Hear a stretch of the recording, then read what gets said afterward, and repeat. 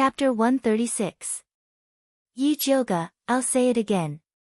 No matter how you fight at home, you're all surnamed Yi. Go out and give me. Before Yi Yuxuan could finish speaking, Yi Jyoga had already left.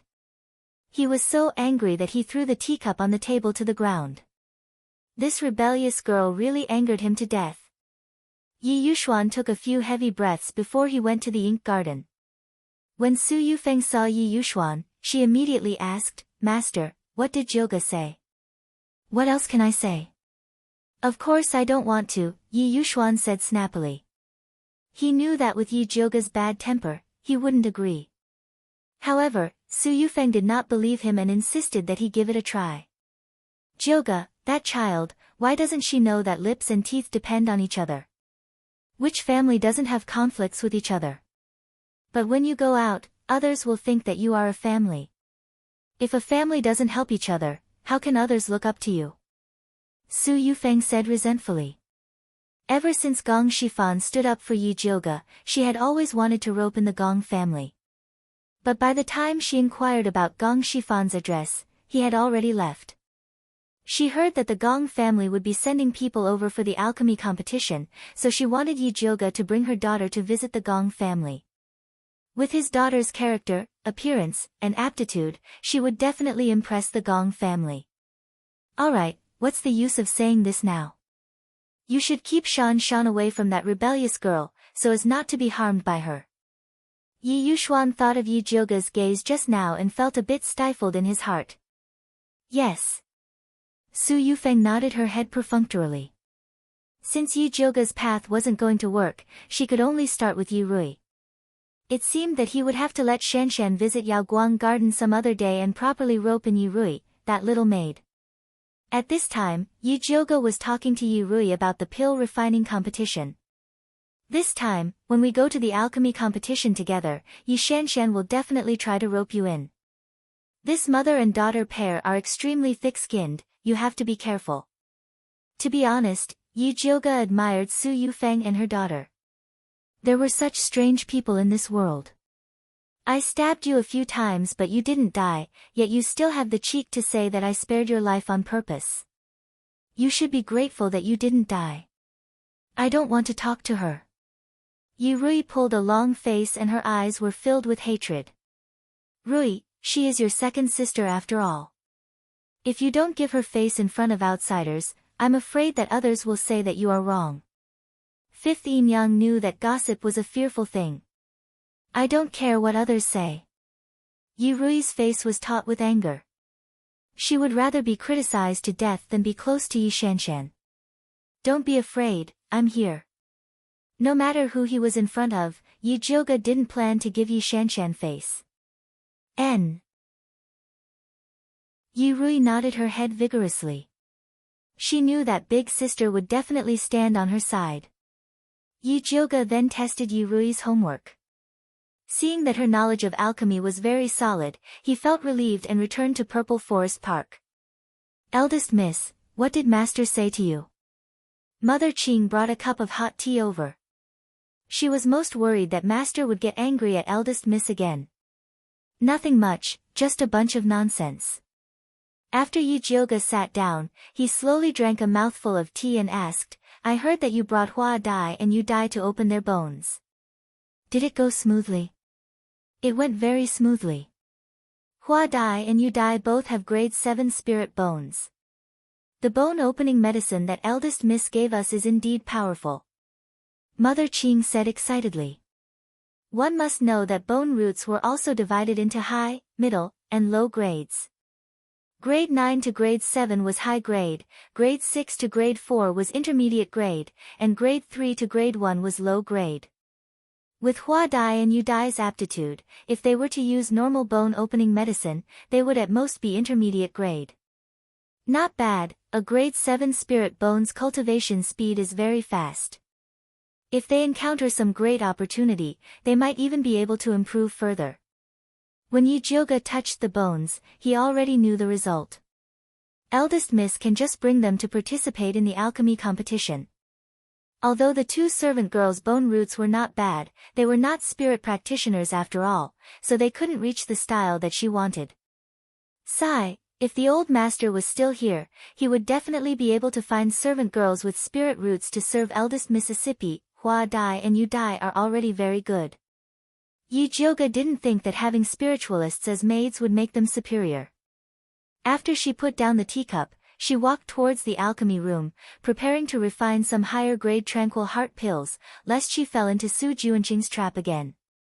Your ordinary clear heart pills are useless against Su Juanqing's bewitching art. The purple deceased sword gradually revealed itself. It wrapped its tail tightly around Yi Jioga and said coldly, "Today, Su Juanqing made a move at the last minute to awaken you. If he had made his move after making his move, it would not have been so easy for you to escape. Then what pill is useful?" Yi Jioga frowned. If she had known that Su Juanqing would become so powerful after eating Su Hansen, she definitely would not have let Wan Xiang and Yi Yu find trouble with Su Hansen. "At least a third-stage clear heart pill," Zi Shang said. "Only a level 3 alchemist can refine it. I'm only at level 2 right now. There's still a long way to go before I reach level 3. Yi Jioga frowned. It had been less than a year since her meridians were restored and it was already not bad for her to be promoted to a tier 2 pill master. If he wanted to advance to rank 3, he still needed to accumulate a certain amount of energy. But now that Su Juanqing was eyeing her covetously, he could not wait for her to advance. "You don't need a level 3 pill master to refine it," Zi Shang said as he sniffed Yi Jioga's hair. "How do I refine it?" Yi Jioga was tickled by the hot breath that Zi Shang breathed out and could not help but turn her head. Ever since she was punished by Zi Shang for her smelly head, she washed her hair every day. She even specially used purple smoke flower to refine the honey horn to ensure that the fragrance would last forever. "If you beg this sovereign will be merciful and tell you." Zi Shang looked dignified on the surface, but unfortunately, the tip of his coquettish tail was slowly moving up Yi Jioga's thigh. Yi Jioga gritted her teeth and pressed down on the tip of his coquettish tail. Then, she revealed a pitiful expression and used her most artificial voice to say, "Great King Zi Shang, please tell baby." "Good baby." Zi Shang rubbed Yi Jioga's dog head in satisfaction and said mercifully, "If I use spiritual fire to burn your small broken cauldron, I will be able to refine a third-stage pill." "The spiritual fire that you are talking about, are you referring to the flames that are formed from the spiritual energy of heaven and earth?" Yi Jioga blinked her watery eyes and asked. "That's right." Zi Shang stretched out his hand to play with Yi Jioga's earlobe. Yi Jioga did not move and asked again, "The red lotus lightning fire that I transformed from the sacred wood tree core was also spiritual fire, right?" "Of course, but this sovereign does not know where the red lotus lightning fire is. If he knew, he would have long gone to collect it for fun." "Then what's the point of saying so much?" Yi Jioga immediately turned hostile and slapped Zi Shang's hand away. "Tsk, spiritual fire is so hard to find. She might as well cultivate and advance as soon as possible." Chapter 137. Little dummy, although I can't find the red lotus thunder fire, there are a lot of other little spiritual fires. Zi Shang revealed a devilish smile. He pinched Yi Jioga's cheeks and gently pulled them apart. Then, he lifted them up as if he was kneading dough. Yi Jioga was angry, but she didn't dare to say anything. In order to get the spiritual fire, she put down her pride and shouted flatteringly, "Zi Shang, great king, please take me to find the spiritual fire." Compared to the spiritual fire, dignity was nothing. It would not be a problem to call him daddy, much less king. "Good boy." Zi Shang rubbed Yi Jioga's head in satisfaction. Then, he waved at the fat black rat that was curled up in a corner. "Pippi." The fat black rat immediately scurried over and placed its paws on its chest, looking at Zi Shang with a fawning expression. He didn't know how Zi Shang and the fat black rat communicated. The fat black rat's furry face was full of seriousness. Finally, it raised its right paw, nodded and shouted, "Pippi." What are you guys being naughty about? Yi Jioga couldn't help but ask. Follow it, it will bring you to find the spiritual fire. After Zishang said this, he returned to Yi Jioga's imprint. Black fatty, where's the spiritual fire? Yi Jioga looked at the fat black rat with a burning gaze. Pippi. The fat black rat waved its fat paw and turned into a stream of light as it ran outside. Yi Jioga followed the fat black rat out of Shangjing and ran all the way to a deep forest 300 miles away. She almost died of exhaustion. Fatty Black, are you sure there really is a heaven-earth spirit flame in this damn place? Yi Jioga wiped the sweat off his forehead as he looked at the desolate valley in front of him. As long as it was a place where the fire seed was born, it would definitely be a place with abundant spiritual energy. But on this lousy mountain, overgrown trees and vines were everywhere. Rotten leaves covered the entire valley, and the air was damp with the smell of decay. If she hadn't taken the antidote pill, she would have fainted after a few steps. Pippi.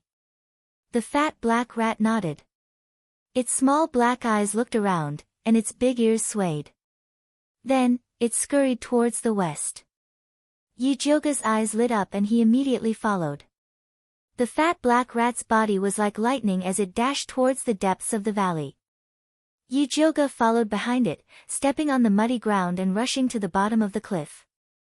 Soon, he saw a dark pool.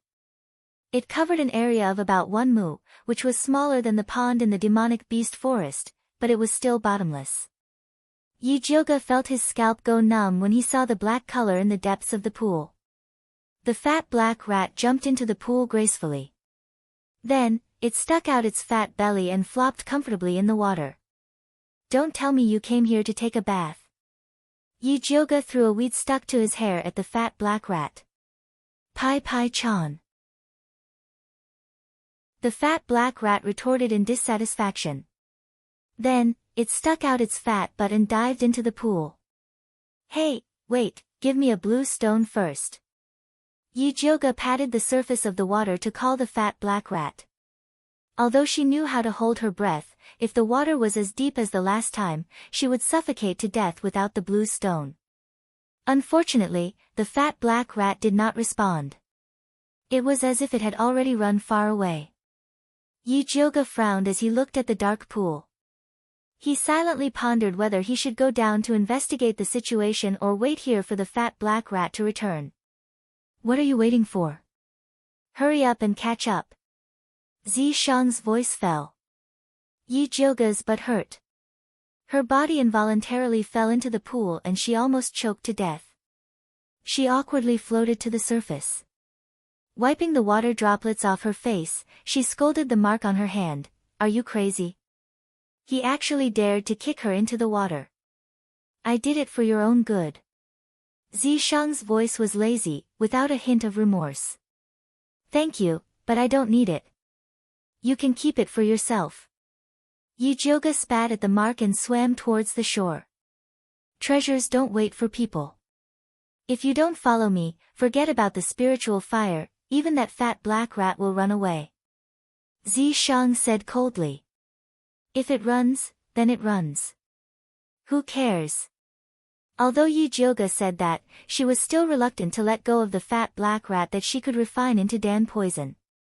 After thinking for a while, she held her breath and dived towards the bottom of the pool. As she dived, she found that this pool was even colder than the lake in the demonic beast forest. The strangest thing was that there were no fish swimming in this pool. Logically speaking, there should be a lot of fish living in this deep mountain pool where no one hunted. Unless, something had eaten all the creatures in the pool. Her heart skipped a beat. She felt uneasy for some reason. The air in her lungs was getting thinner and thinner. If she dived any further, it would be very dangerous. Although the spiritual fire was important, her life was even more important. Yi Jioga decisively turned around and wanted to return to the shore. At this moment, a dangerous aura suddenly came from the dark depths of the pool. The water flowed quickly, as if something was quickly approaching her. In the next moment, an ugly and bumpy face with sharp teeth appeared in front of her. It was actually a second-rank demonic beast, the iron skin crocodile. This type of crocodile was extremely savage. There would be no living creatures in the waters where it was. The iron skin on its body was indestructible. Its hard and sharp teeth could bite through rocks. It could be said to be the overlord of the water. Yijioga was a dragon on the shore but a worm underwater. There was no way she could fight against this iron skin crocodile. However, in this situation, she couldn't run away. She could only face it head-on. Yijioga took out the Thunder Snake illusionary whip from her waist and infused it with spiritual energy to whip the crocodile. Although the Thunder Snake illusionary whip turned into purple lightning in the water, it still accurately landed on the iron skin crocodile. The iron skin crocodile trembled in pain. Its eyes revealed a fierce glint. It swung its thick tail and pounced towards Yijioga like an arrow. Yijioga whipped the iron skin crocodile's bloody mouth again. Using the rebound force, she slid backwards and dodged this attack. The black skin crocodile felt pain after being hit by the Thunder Snake illusionary whip. It became even more berserk. It opened its mouth and spat out a water column. Yijioga felt a dull pain in her chest from the waves. She lost her balance and knew that she couldn't continue fighting with the iron skin crocodile. She had to settle this quickly. Yijioga raised the Thunder Snake illusionary whip again and stuck her finger into the snake's head. There were 2 snake teeth inside. Sucking blood could unlock the demon artifact's seal. However, it could only be unlocked once a day. Unlock, Thunder Snake Demon Artifact. Yijioga muttered in her heart. After sucking blood, the snake's eyes lit up and instantly released a terrifying aura. It was like a starving beast that had been imprisoned for a long time and wanted to devour all living things. The iron skin crocodile originally wanted to swallow Yijioga into its stomach. After feeling the bloodthirsty aura from the Thunder Snake illusionary whip, it swung its tail and wanted to escape. The Thunder Snake illusionary whip suddenly expanded and turned into a slender silver poisonous snake. In an instant, it pierced through the iron skin crocodile. The iron skin crocodile's body exploded. Blood dyed the entire water. The Thunder Snake illusionary whip swam in the water and greedily devoured the blood. With the crisis averted, Yijioga relaxed. She found that the oxygen in her lungs was getting less and less. If she couldn't breathe in fresh air, she would suffocate to death.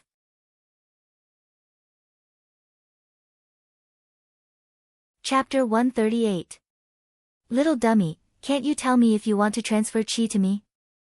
Zishang showed up in the water and leisurely swayed his long black snake tail, protecting Yijioga by his side. His jade-like skin emitted a faint light. His originally handsome face was like a mandala in full bloom in the water, beautiful beyond compare. Especially those purple eyes, which shone like the most beautiful crystal, revealing a sharp light that looked down on everything. He was so beautiful that he was like the god of water, illuminating the whole dark and bloody water. Even though Yijioga was used to Zishang's beauty, she still couldn't help but be fascinated. Do you want it? Zishang smiled. Of course. Yijioga was about to suffocate to death. How could she care about propriety and shame anymore? She grabbed Zishang's arm and fiercely bit it. She wanted to stick her tongue in and tie it with his tongue so that he couldn't abandon her. Zishang was very satisfied with Yijioga's enthusiasm. The long snake tail wrapped around her body tightly, holding her and sinking to the bottom of the water. Zishang's lips were soft and cool, with a faint fragrance. It was simply irresistible. After Yijioga recovered from the extreme suffocation, she only felt satisfied, dizzy, and weak all over. She actually had a strange pleasure. No wonder some perverts like to play suffocation. It was really special, but she definitely didn't want to try it again. At this time, they had already sunk to the bottom of the water. In front of them was an extremely gloomy water channel with a strange smell. This dark and bottomless water channel should be very scary, but because of Zishang's beauty, Yijioga completely ignored this gloomy environment. In her eyes, there was only Zishang's charming purple eyes, straight nose, red lips, and the beautiful and mysterious demon tattoos on his body. Yi Jiuge didn't know that in Zishang's eyes, she was also like a white lotus that was blooming, beautiful, enchanting, and extremely moving. This water channel was very long. After half an hour, Yi Jiuge began to suffocate again and had to go to Zishang for help. Their bodies were entangled, one up and one down, rising and falling in the water, with indescribable ambiguity. The originally simple transfer of qi gradually became a little strange. Yi Jiuge could clearly feel that Zishang was flirting with her. At first, the soft tongue of the snake only swept across her sensitive upper jaw tentatively. Sensing that she didn't avoid it, he began to be bold and unbridled, inviting her little tongue to wander. Yi Jiuge actually refused to mess around in the water. What if he was accidentally sucked dry by the purple deceased sword? However, she was unable to withstand Zishang's experience. He messed around with the flow of qi and the breathing of qi, causing her to be confused and lost in love. She didn't even know when she had left the bottom of the lake. With a crash, Yi Jiuge finally woke up. She pushed away the purple deceased sword that was tightly wrapped around her body. Only then did she realize that she had come to a strange cave. In front of her eyes were piles of white beast bones. A gust of cold wind blew through the gloomy cave, bringing with it a moldy stench that made one's hair stand on end. "If you're afraid, then hold on to me tightly." Zishang expressed that his embrace would always be open for her. "Tisk, big sister has seen more bones than salt, what's there to be afraid of?" She was just a little surprised. Yi Jiuge glanced around and found the fat black rat lying in a corner. He struggled free from Zishang's embrace and went ashore. He saw the fat black rat lying on top of an unremarkable white bone in enjoyment. This white bone was only as long as an adult's arm. Compared to the sinister and tall white bones around it, it was extremely ordinary. There was nothing eye-catching about it. "Fatty Black, what are you lying here for?" Yi Jiuge picked up the fat black rat and asked. The fat black rat ignored Yi Jiuge and looked at the purple deceased sword that was slowly moving over. Its fat paw pointed at the white bone and shouted like it was presenting a treasure, "Pippi." The purple deceased sword's cold purple eyes swept across the white bone and said indifferently, "Not bad." Yi Jiuge's heart moved. Something that could attract the purple deceased sword's attention was definitely not an ordinary item. She opened her spiritual eye and carefully observed the white bone. She discovered that there was something that was flickering like a flame. "There's hope." Yi Jiuge imbued her lightning snake illusionary whip with her spiritual energy and pierced towards the white bone. A wisp of cold white ghost flame came out from the cut. It was actually a third-grade ghost flame, white bone flame. Even though this ghost flame's grade was not high, it had its own unique points that yang flames could not compare to. The ghost flame was born from a 1,000-year-old pile of white bones. It could absorb all kinds of resentment, yin qi, and ghost qi. Its unique yin qi attack was extremely terrifying. Those that were burned by the ghost flame would fall sick as if they were possessed by a ghost. Other than that, this ghost flame could be used to refine all kinds of yin spiritual pills and ghost spiritual pills. It would have an extremely strong effect. For an assassin like Yi Yu who was hiding in the dark, if he could use these yin pills to cultivate, his cultivation would improve by leaps and bounds. Most importantly, the white bone flame could be upgraded. If it could be upgraded into the netherworld ghost flame, it would become an existence that was not inferior to the red lotus lightning fire. At that time, he would have the red lotus on his left, the netherworld on his right, and the lightning fire in the middle. How cool would that be? Even though the process of upgrading the white bone flame was extremely long as there was hope, there was nothing to be afraid of. "I can absorb this flame right." Yi Jiuge looked at the burning white ghost flame excitedly. "Of course, you can absorb it here." Zishang stood behind Yi Jiuge to protect her. Yi Jiuge suppressed the ecstasy in her heart. Her hands formed a spiritual attraction technique and was about to absorb the white bone flame. The white bone flame had stayed here for thousands of years. How could it be willing to be absorbed by someone? It turned around and wanted to escape. Come here. Yijioga shot out a spiritual light and forcefully absorbed it into her body. After Yijioga absorbed the white bone flame, her expression became even more serious. Absorbing it was only the first step. Taming it was the most important step. Yijioga began to use her spiritual energy to absorb the white bone flame. The white bone flame was still obedient at the beginning. It followed Yijioga's spiritual energy to her dantian. Next, she only needed to leave her divine sense imprint on the white bone flame to complete the taming process. At this moment, the white bone flame suddenly exploded with a bang. An incomparably cold yin chi burst out and quickly spread along the meridians in Yijioga's body. Yijioga hurriedly increased the strength of the suppression. The white bone flame also felt the danger. The flame rapidly swallowed and spat out waves of cold yin chi. Yijioga's spiritual energy was greatly consumed by the white bone flame's struggle. At this speed, her spiritual energy would soon be completely exhausted. At that time, the white bone flame would lose its suppression. It would start to burn from within her body and directly burn her to ashes. Yijioga could not help but shiver. She was in a trance. Suddenly, layers upon layers of ghost shadows appeared in front of her. A cold wind blew and 10,000 ghosts cried. The door to the yellow springs slowly opened. Countless ghost claws grabbed Yijioga's ankle and pulled her towards the yellow springs. Yijioga felt her scalp go numb. She could not help but scream. Chapter 139. Zishang looked on coldly from the side. He had no intention of making a move.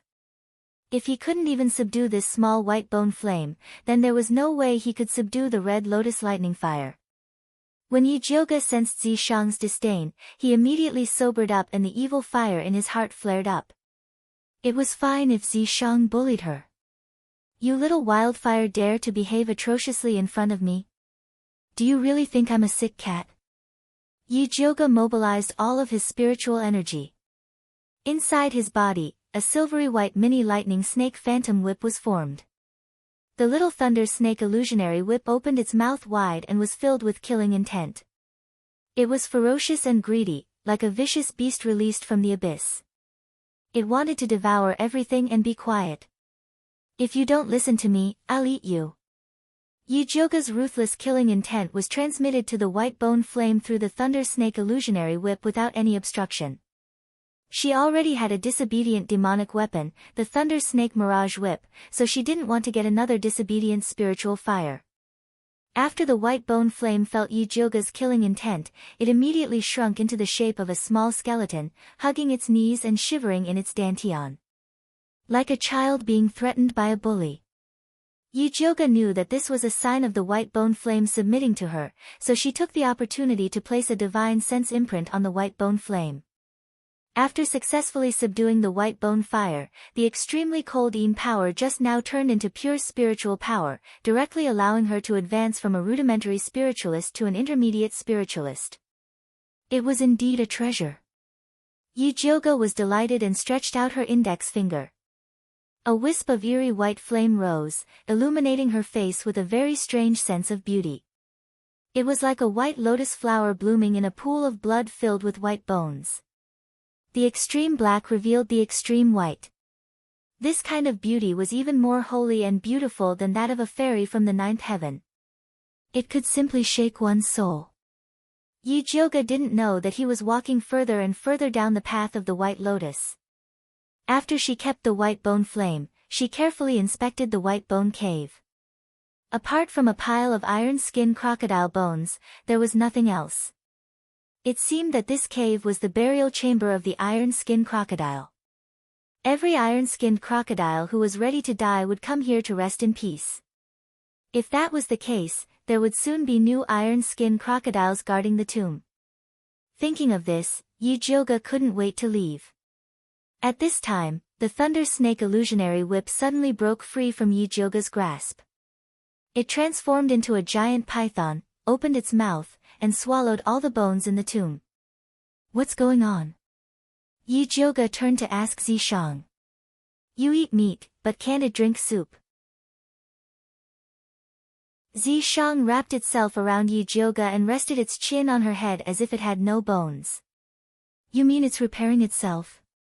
Yi Jioge's eyes lit up. After the Thunder Snake demonic artifact recognizes its master, it has the ability to repair itself. The white bones here can condense spirit fire and contain a lot of spirit force. It can repair the Thunder Snake illusionary whip's damaged parts. As Zishang explained, he tapped Yi Jioge's head with his chin. Although Yi Jioge's head was hurting from Zishang's pointed chin, when he heard that the lightning snake illusionary whip was about to advance, he was still grinning from ear to ear. No wonder spiritualists love to hunt for treasures, it's a profitable business indeed. This time, not only did she manage to subdue the white bone flame and successfully advance, she could also repair the demon artifact at the same time.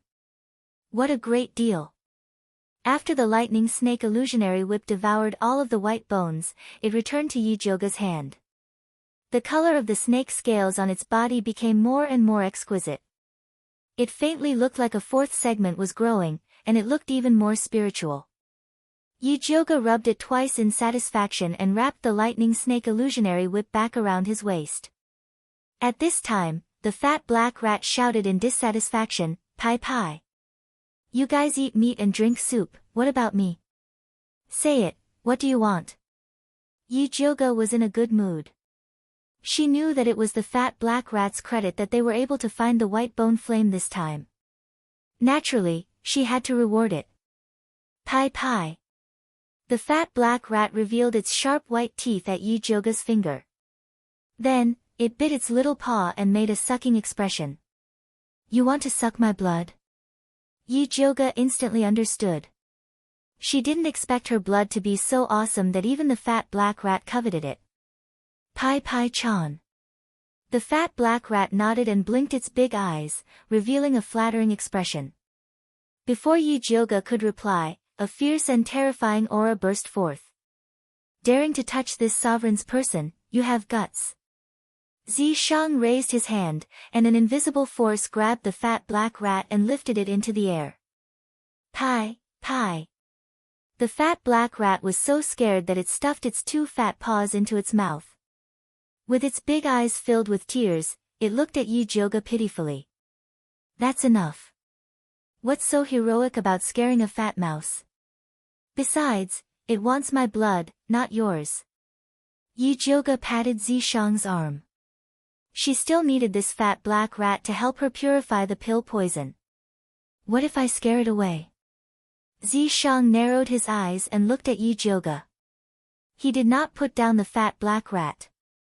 Instead, he asked with a threatening tone, "Do you still want to suck her blood?" "Pai Pai, Pai Pai." The fat black rat shook its head with all its might. Only then did Zishang put down the fat black rat. The fat black rat ran back into Yi Jioge's bag.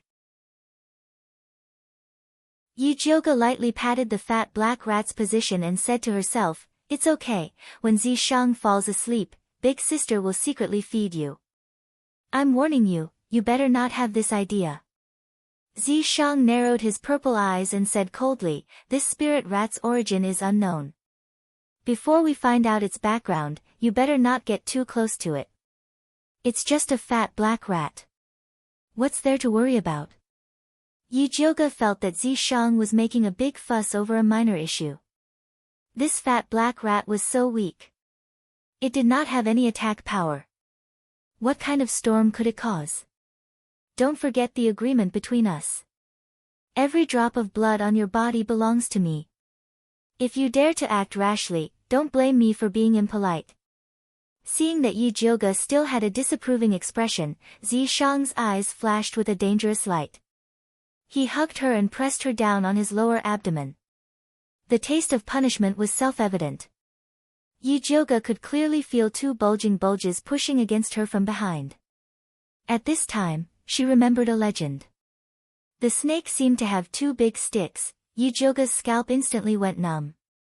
She hurriedly promised, "I won't move. I won't move."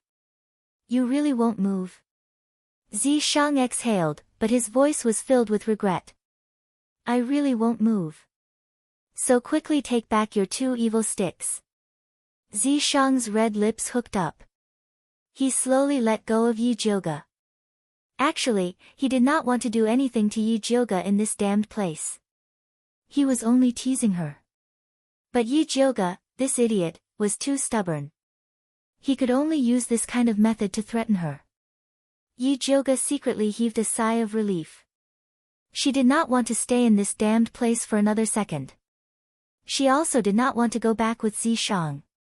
Thus, she took out the fat black rat and said, "Do you still have those blue stones from last time? Give me one."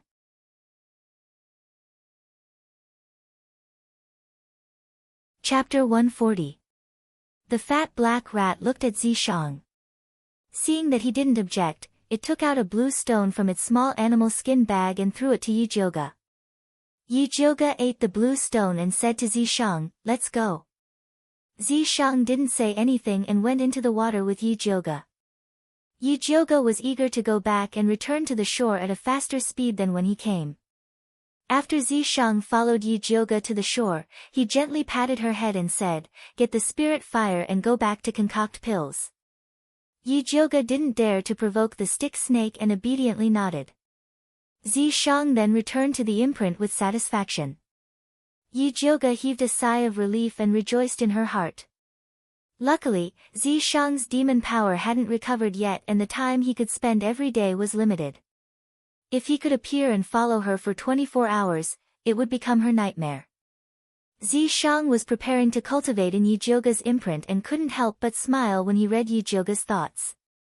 Since Yijioga was looking forward to him following her like a shadow, he couldn't let little dummy down. Yijioga still didn't know her nightmare was coming. She couldn't wait to return to Purple Forest Park and prepare to concoct external pills. Not long after Yijioga left the deep pond, a pink figure appeared in front of the deep pond. A faint smell of blood emitted from her body. The wild beasts in the surrounding valley heard the smell and came over but were destroyed by her hand, turning into a ball of blood in her hand. "Little baby, quickly take me to find the spirit fire after drinking the blood." The pink girl smiled sweetly. She was the female disciple of bloodthirsty sect, Lu Yunfei. She held a purple scorpion the size of a palm in her hand. After swallowing the ball of blood, her long tail pointed towards the bottom of the pond. "So it's at the bottom of the pond. I didn't expect a place like Shangjing to have a spirit fire." Lu Yunfei smiled with satisfaction. After she left the Blood Cloud Peak, she quickly rushed to the Shangjing. Originally, she wanted to directly find Su Junqing to understand the situation. She didn't expect that when she passed by the vicinity, her treasure-seeking scorpion suddenly moved and brought her all the way here. "Lead the way." Lu Yunfei flicked her finger. The treasure-seeking scorpion jumped into the deep pond and swam towards the bottom. Lu Yunfei followed without hesitation. Not long after sinking to the bottom, she smelled a faint smell of blood. Obviously, there was a battle here and it didn't last long. "Don't tell me someone got there first." Lu Yunfei's eyes were gloomy. She sped up and followed the treasure-seeking scorpion to an empty cave. Up and down, front and back, left and right, she turned them upside down, but there was nothing but a pile of broken bones. "Damn it! Who stole my treasure?" Lu Yunfei was so angry that her face turned malevolent. She smashed a hole in the wall with her palm. "No, that person shouldn't have gone far. There's still time to catch up. Bring me to the person who took the white bone flame." Lu Yunfei bit her finger and dripped a drop of blood towards the treasure-seeking scorpion.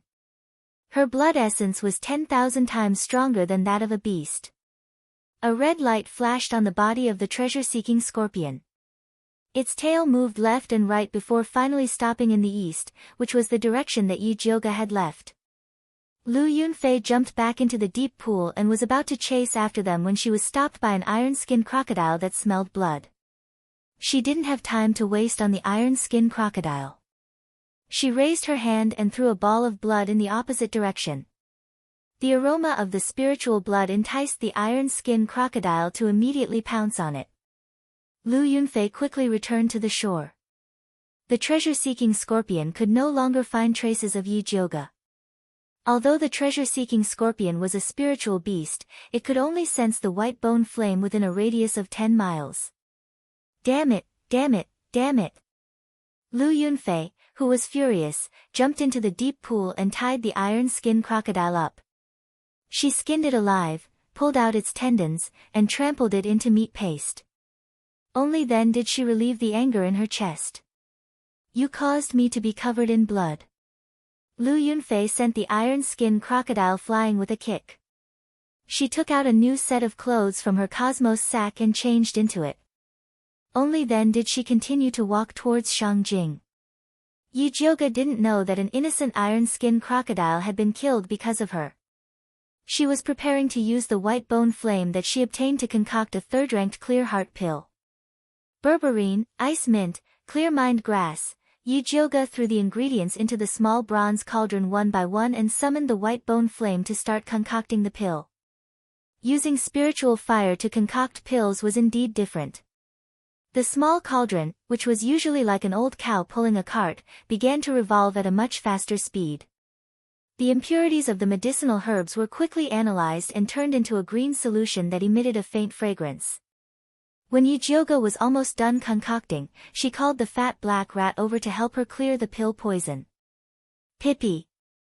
The fat black rat didn't even raise its head and called out in a muffled voice. It hugged its small tail and shrunk into a black ball of fur.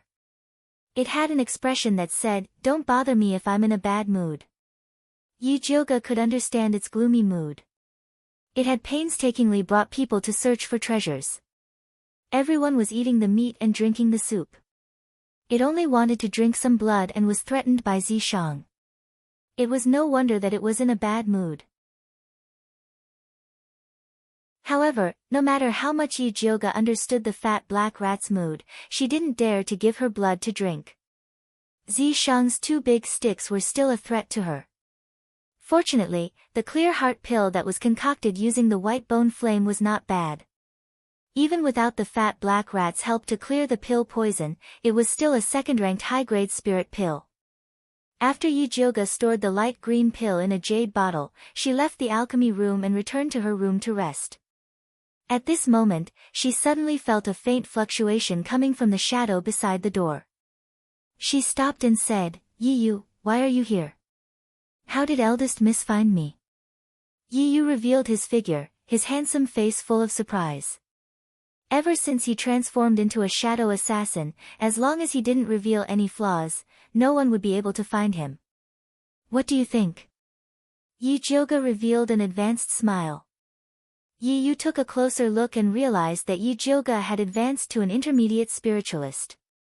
He cupped his hands and said, "Congratulations on your successful advancement, eldest Mississippi, thank you."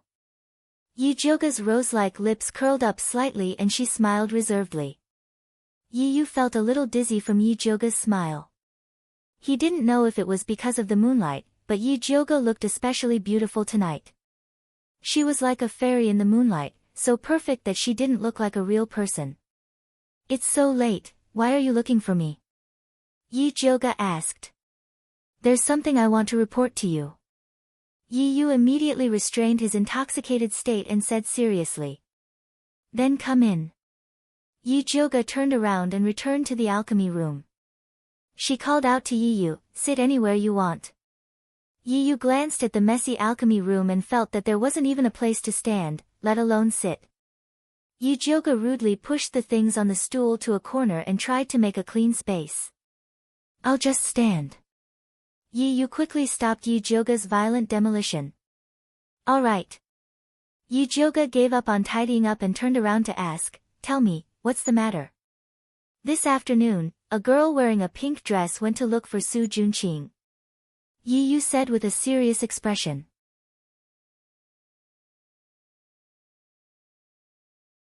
Chapter 141. Didn't I tell you not to go near Su Junqing? Yi Jiuge frowned. Yi Yu was too disobedient. What if Su Junqing, that pervert, found out? I didn't go near him. It was the rats guarding the Su residence that told me. Yi Yu quickly explained.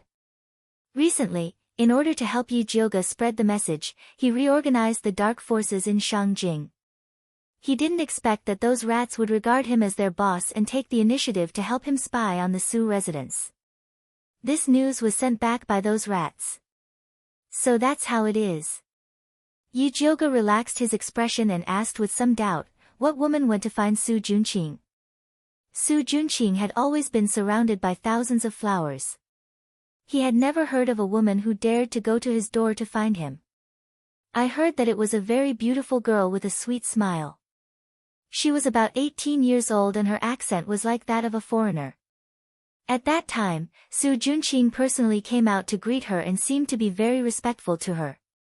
Yi Yu couldn't help but pause before continuing. I received the news and rushed over. At the door, I smelled a cold bloody smell similar to Su Junqing's. It should be left behind by that woman. Yi Yu's cultivation had improved a lot during this period of time. He was also more sensitive to yin qi and bloody smell. Seems like that woman is also a heretic cultivator. Yi Jioga thought of the empress who was repeatedly frustrated in the palace. Could she be the one who called them over? Should I go and investigate? Yi Yu asked tentatively. Yi Jioga didn't allow him to go near the Su residence, so he didn't dare to act rashly. Yi Jioga thought about it and shook his head. Recently, Shangjing has been searching for heretic cultivators. This woman appeared in the Su residence openly and left behind such a strong smell. It's really not normal. You mean there's a trap? Yi Yu immediately understood. It's very possible. Yi Jioga nodded. The female heretic cultivator coming to Shangjing at this time was very likely to find Su Junqing to investigate Su Hansen's murder. Su Junqing took the opportunity to set a trap and used the female heretic cultivator to deal with them. Just when Yi Jioga and Yi Yu were guessing Su Junqing's purpose, Su Junqing was respectfully welcoming Lu Yunfei into his study. Your place is not bad. Lu Yunfei looked at the elegant study in front of her and reached out to fiddle with the neatly arranged brushes. Senior sister, please excuse me. Su Junqing wore a golden crown on his head and a white robe. He was cultured, elegant, and had an extraordinary bearing. He did not look like a bloodthirsty sect disciple at all.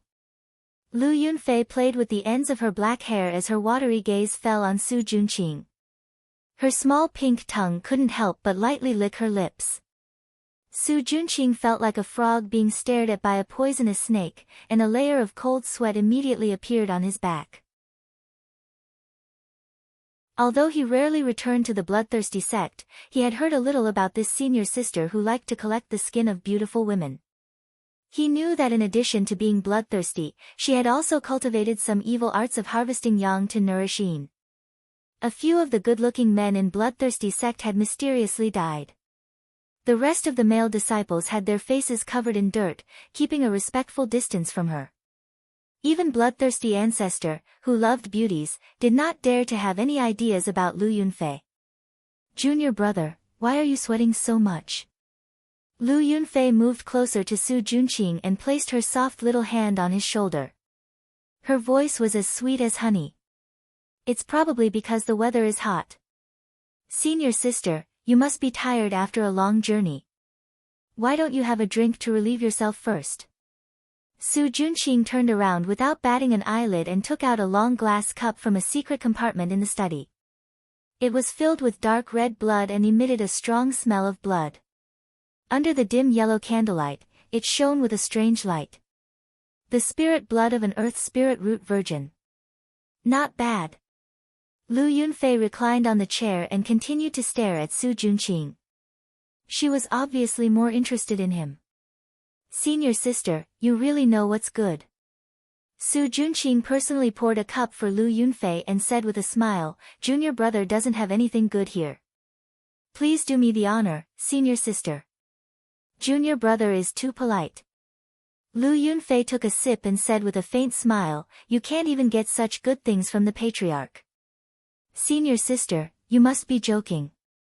There are all kinds of beauties with spirit roots at the patriarch's place. If you want to drink it, it's ready-made. Only a poor person like me would keep a little bit of spirit blood. Su Junqing smiled faintly. This meant that the spirit blood was secretly obtained from a living person. This kind of behavior was not uncommon in the bloodthirsty sect. Women with spirit roots were treasures everywhere. It was not easy for the disciples of the bloodthirsty sect to find one. Usually, they would secretly give some blood to the patriarch. Hee, I heard that junior brother is very capable. That gold spirit root beauty from last time not only won the favor of the patriarch, but even I was moved when I saw her. I heard that the girl was obtained by junior brother's bewitching skill. When are you going to help senior sister get one? Lu Yunfei's eyes were like silk, and her blood-stained red lips were extremely seductive. She was as enchanting as the reincarnation of a demon. Su Junqing's mind wavered for a moment, but he quickly regained his senses and was immediately shocked. He did not expect Lu Yunfei's bewitching skill to be so powerful. If his cultivation had not increased during this period of time, he would have fallen for it. He did not dare to show that he was awake, so he continued to pretend to be confused and asked, "May I know which beauty senior sister is talking about?" "The beauty with the red mole between her eyebrows." Lu Yunfei pinched Su Junqing's handsome face with her soft little hands and said coquettishly, "You heartless person, you forgot so quickly. There was no other beauty with a red mole between her eyebrows but Yi Yunji." When Su Junqing thought of Yi Yunji, he could not keep the smile on his face. All these years, he had cheated and tricked many beauties with spirit roots for the patriarch. Yi Yunji was undoubtedly the most special one. What was special about her was not that her spirit root was powerful, nor was it that her beauty was unparalleled. Instead, it was that Yi Yunji became pregnant with his child after they consummated their marriage. The beautiful appearance of Yi Yunji when she was pregnant flashed through his mind, and he felt an inexplicable sourness in his heart. At that time, he really wanted to hide Yi Yunji and let her give birth to the child safely. He did not expect that she would abort the child after learning that the Yi family was destroyed. When Su Junqing thought of the bloody fetus, he could not help but clench his fists. He did not need a bitch who was out of control. Therefore, he did not hesitate to give Yi Yunji to the bloodthirsty patriarch. He had thought that she would die quickly like the other women. He did not expect that she was still alive. Lu Yunfei had been observing Su Junqing's expression. When she saw that his expression was ferocious and filled with hatred, which was no different from the bastards of the bloodthirsty sect, she immediately lost interest. Lu Yunfei's pretty face changed, and she said impatiently, "This time, I came to investigate the cause of death of Nurse Su and Su Hansen. Tell me what happened."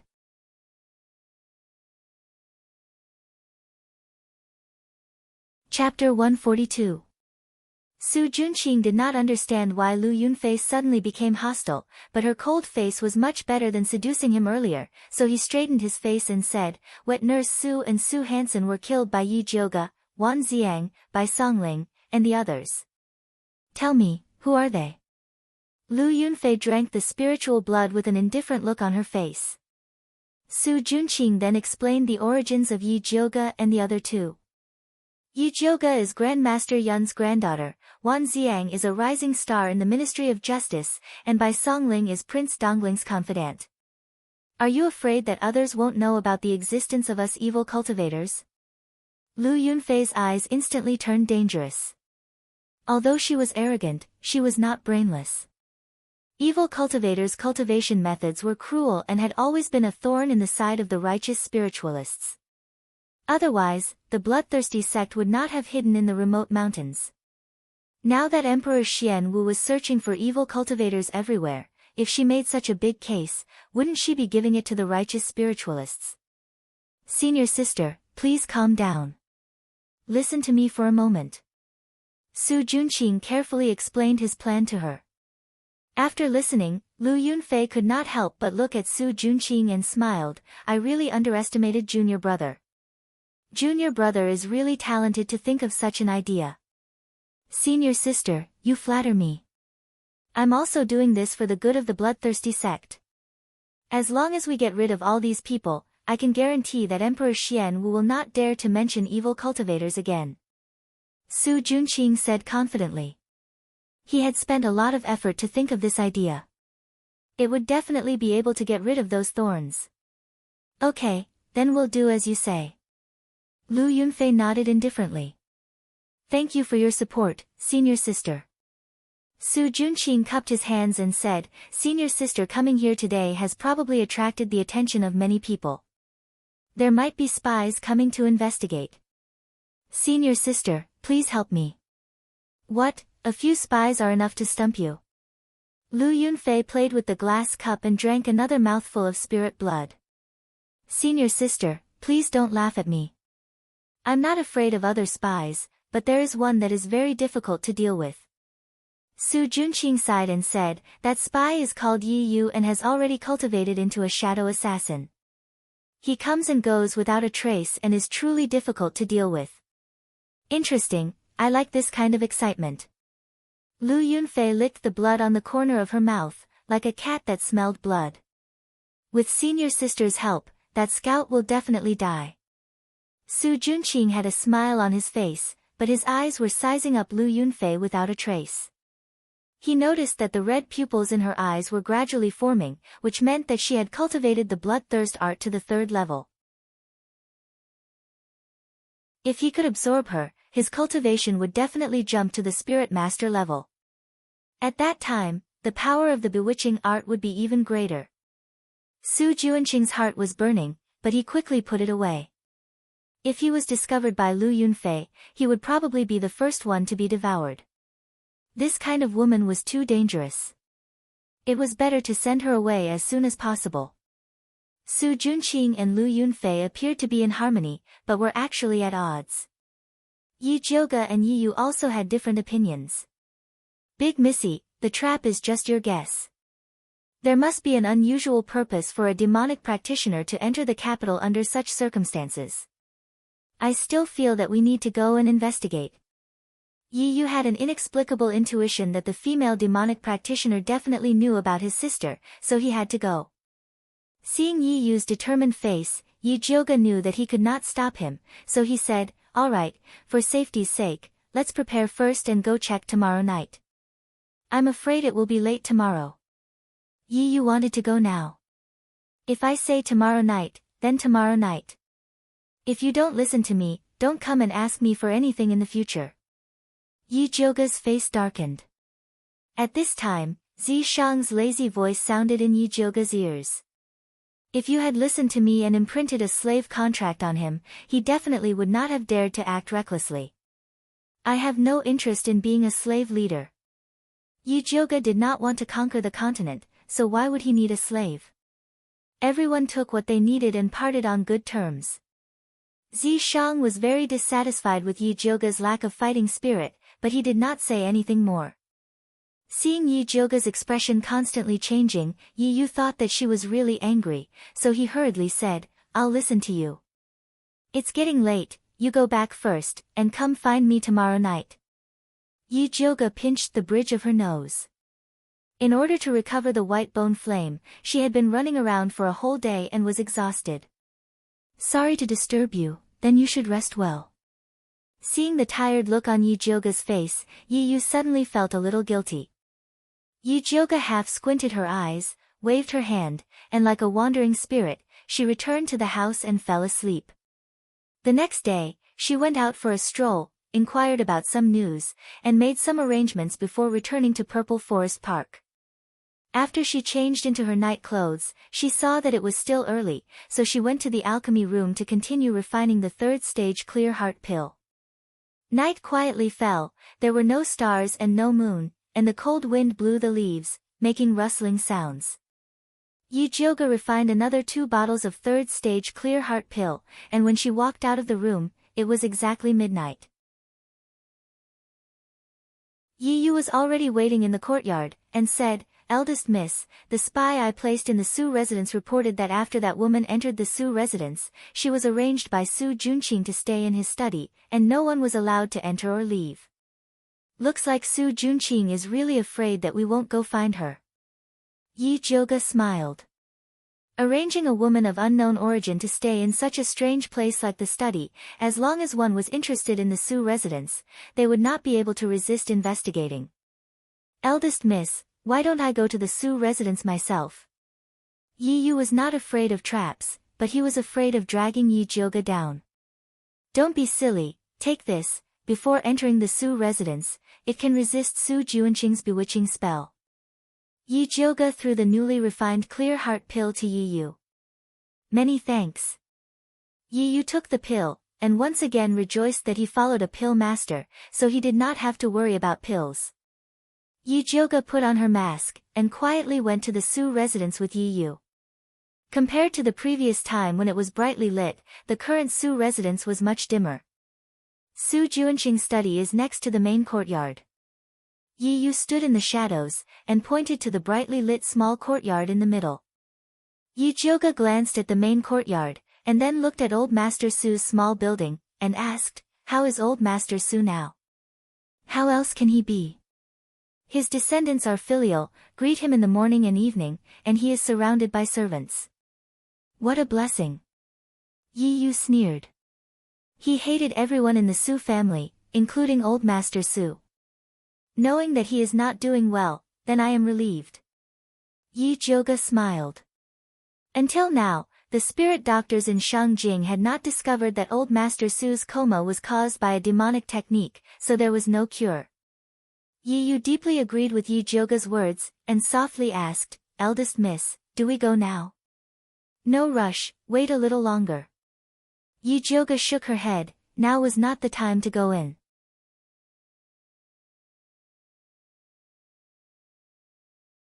Chapter 143. Yi Yu was a little confused. When he was about to ask Yi Jioga what was going on, he heard neat footsteps coming from the quiet street. He looked up and saw a group of soldiers, led by Wan Xiang and by Songling. As soon as they arrived at the Su family, they smashed the door and shouted, open the door, open the door. Sir, it's so late. What's the matter? The servant of the Su family asked in fear. Get out of the way. Wan Xiang pushed the servant away and rushed in with his soldiers. Su Juanqing stopped Wan Xiang with his guards and said gloomily, you two are so powerful. What do you want to do by breaking into our Su family in the middle of the night? Someone reported that your Su family is harboring a heretic. Please cooperate with the investigation. Wan Xiang's eyes were cold and his attitude was tough. You want to search our Su family with just one sentence? What does Lord Wan think of us? Su Juanqing said with anger. The guards behind him immediately pulled out their swords and stood in a row behind him. What do you mean by this? The emperor asked us to investigate the heretic. Do you want to defy the law? Bai Songling began to make a big deal. What do you mean by investigating the heretic? I think you want to avenge yourself. Su Juanqing didn't give in. The situation immediately fell into a stalemate. What are you waiting for? Go down. Yi Jioga elbowed Yi Yu, who was in a daze. This is your arrangement? Yi Yu looked at Yi Jioga in surprise. He didn't expect that she would call Wan Xiang. Of course, ordinary people like us have to report to the government immediately when we find a dangerous person. Yi Jioga smiled proudly. Okay, go down. I'll wait here. If there's anything, just send the signal. Yi Yu didn't say anything more. He took advantage of the chaos and sneaked into the main courtyard silently. He pried open the window of the study and landed on the ground. Suddenly, he felt like stepping on mud. Yi Yu looked down and found that there was a layer of light red sand in the shadow of the floor of the study. He was about to leave when a sweet voice sounded in the study. What are you looking for, little brother? Do you need my help? Then, a fair and soft little hand reached into the shadows and tore off Yi Yu's mask with incomparable precision. Yi Yu raised his head and saw a girl in a pink dress standing in front of him. Aya, what a beautiful little brother. The young girl looked at Yi Yu with a hint of amazement in her eyes. Who are you? Yi Yu looked at the beautiful girl with vigilance. I'm Lu Yunfei, the third disciple of Bloodthirsty's forefather. You can call me Xiao Fei. Lu Yunfei twirled her hair with her fingers and smiled brightly. Bloodthirsty ancestor had many disciples, but he only had 3 direct disciples. Lu Yunfei was his last disciple. When Yi Yu heard the 3 words, bloodthirsty sect, his heart skipped a beat. He calmly asked, "Why are you here? Are you also here to ask Su Junqing for human blood to cultivate?" He, those who cultivate with human blood are all outer disciples, I don't need it. Lu Yunfei's big watery eyes looked ambiguously at Yi Yu's tall and straight body, revealing the unique desire of an adult woman. Her expression was pure and evil, innocent and lascivious. All kinds of complicated auras blended together to form a strange charm that could make men fall head over heels for her. Yi Yu felt a strange fragrance float past his nose, causing him to involuntarily take a step toward Lu Yunfei. But soon, an ice-cold bitterness rushed from his stomach to his brain. Yi Yu immediately woke up and retreated into the shadows again. He cautiously asked, "Since you don't need human blood to cultivate, why are you in cahoots with Su Junqing? Don't you know he's a liar?" "What do you mean? Have you been tricked by him?" Lu Yunfei blinked and asked curiously. "I haven't been tricked by him, but he tricked a man from bloodthirsty sect called Su Hansen into a secret room and killed him to extract his blood." Yi Yu's mouth twitched and revealed a disdainful smile. He looked as if bloodthirsty sect was full of idiots. "What did you say? Su Hansen was killed by Su Junqing?" Lu Yunfei's expression froze. She didn't expect to hear such news from Yi Yu. "That's right, it was in the secret room of the house that caught fire on the west side. I hid in Su Junqing's shadow and saw it with my own eyes," Yi Yu said with certainty. Lu Yunfei's eyes narrowed and she inwardly judged the truth of Yi Yu's words. Logically, she shouldn't believe the enemy's words. But emotionally, it was very likely that Su Junqing would do such a thing. After all, bloodthirsty sect believed in the law of the jungle. If she saw a heavily injured bloodthirsty sect disciple in front of her, she would immediately kill him. The first thing she did was to kill Xiangong, not to heal him. Yi Yu saw Lu Yunfei's strange expression and didn't know if she believed his words. Seeing that there wasn't much time left, he couldn't help but say, "I can help you deal with Su Junqing, but you have to help me with something." "Help you with what?" Lu Yunfei didn't need Yi Yu to deal with Su Junqing. She just wanted to tease him. Yi Yu hesitated. He wanted Lu Yunfei to help him find his sister. But if the people of bloodthirsty sect knew how much he cared about his sister, he was afraid that his sister would be taken hostage. But on the other hand, the more value his sister had, the more chance of survival he would have. So Yi Yu made up his mind and said, "I want you to help me find a woman that Su Junqing gave away. She looks very similar to me and also has a red mole between her eyebrows." Yi Yunji looked very similar to Yi Yu and also had a red mole between her eyebrows. But compared to Yi Yunji, who was soft on the outside but hard on the inside, Yi Yu was colder, more beautiful, and more charming. "Who is she to you?" Actually, Lu Yunfei felt that Yi Yu looked familiar at first glance. Hearing him say this, she immediately thought of the beloved pet of the bloodthirsty sect's ancestor, the cat-like beauty that she received as a mission reward. "She is my only family," Yi Yu said without hesitation. "Aren't you afraid that I'll send this news back to bloodthirsty sect?" Lu Yunfei didn't know if Yi Yu was naive or stupid to directly tell others his weakness. "I am." Yi Yu's beautiful face reflected a deep shadow under the flickering candlelight, carrying endless bitterness. "But I'm more afraid that she's dead." Lu Yunfei's pupils involuntarily shrank. An indescribable feeling welled up in her heart. She grew up in bloodthirsty sect and learned to drink blood before she learned to drink milk. Every day, she thought about how to steal cultivation resources, how to kill, and how to not be killed. The people around her were the same scum and scum. This was the first time she saw a fool like Yi Yu who valued family. This kind of fool was really hateful.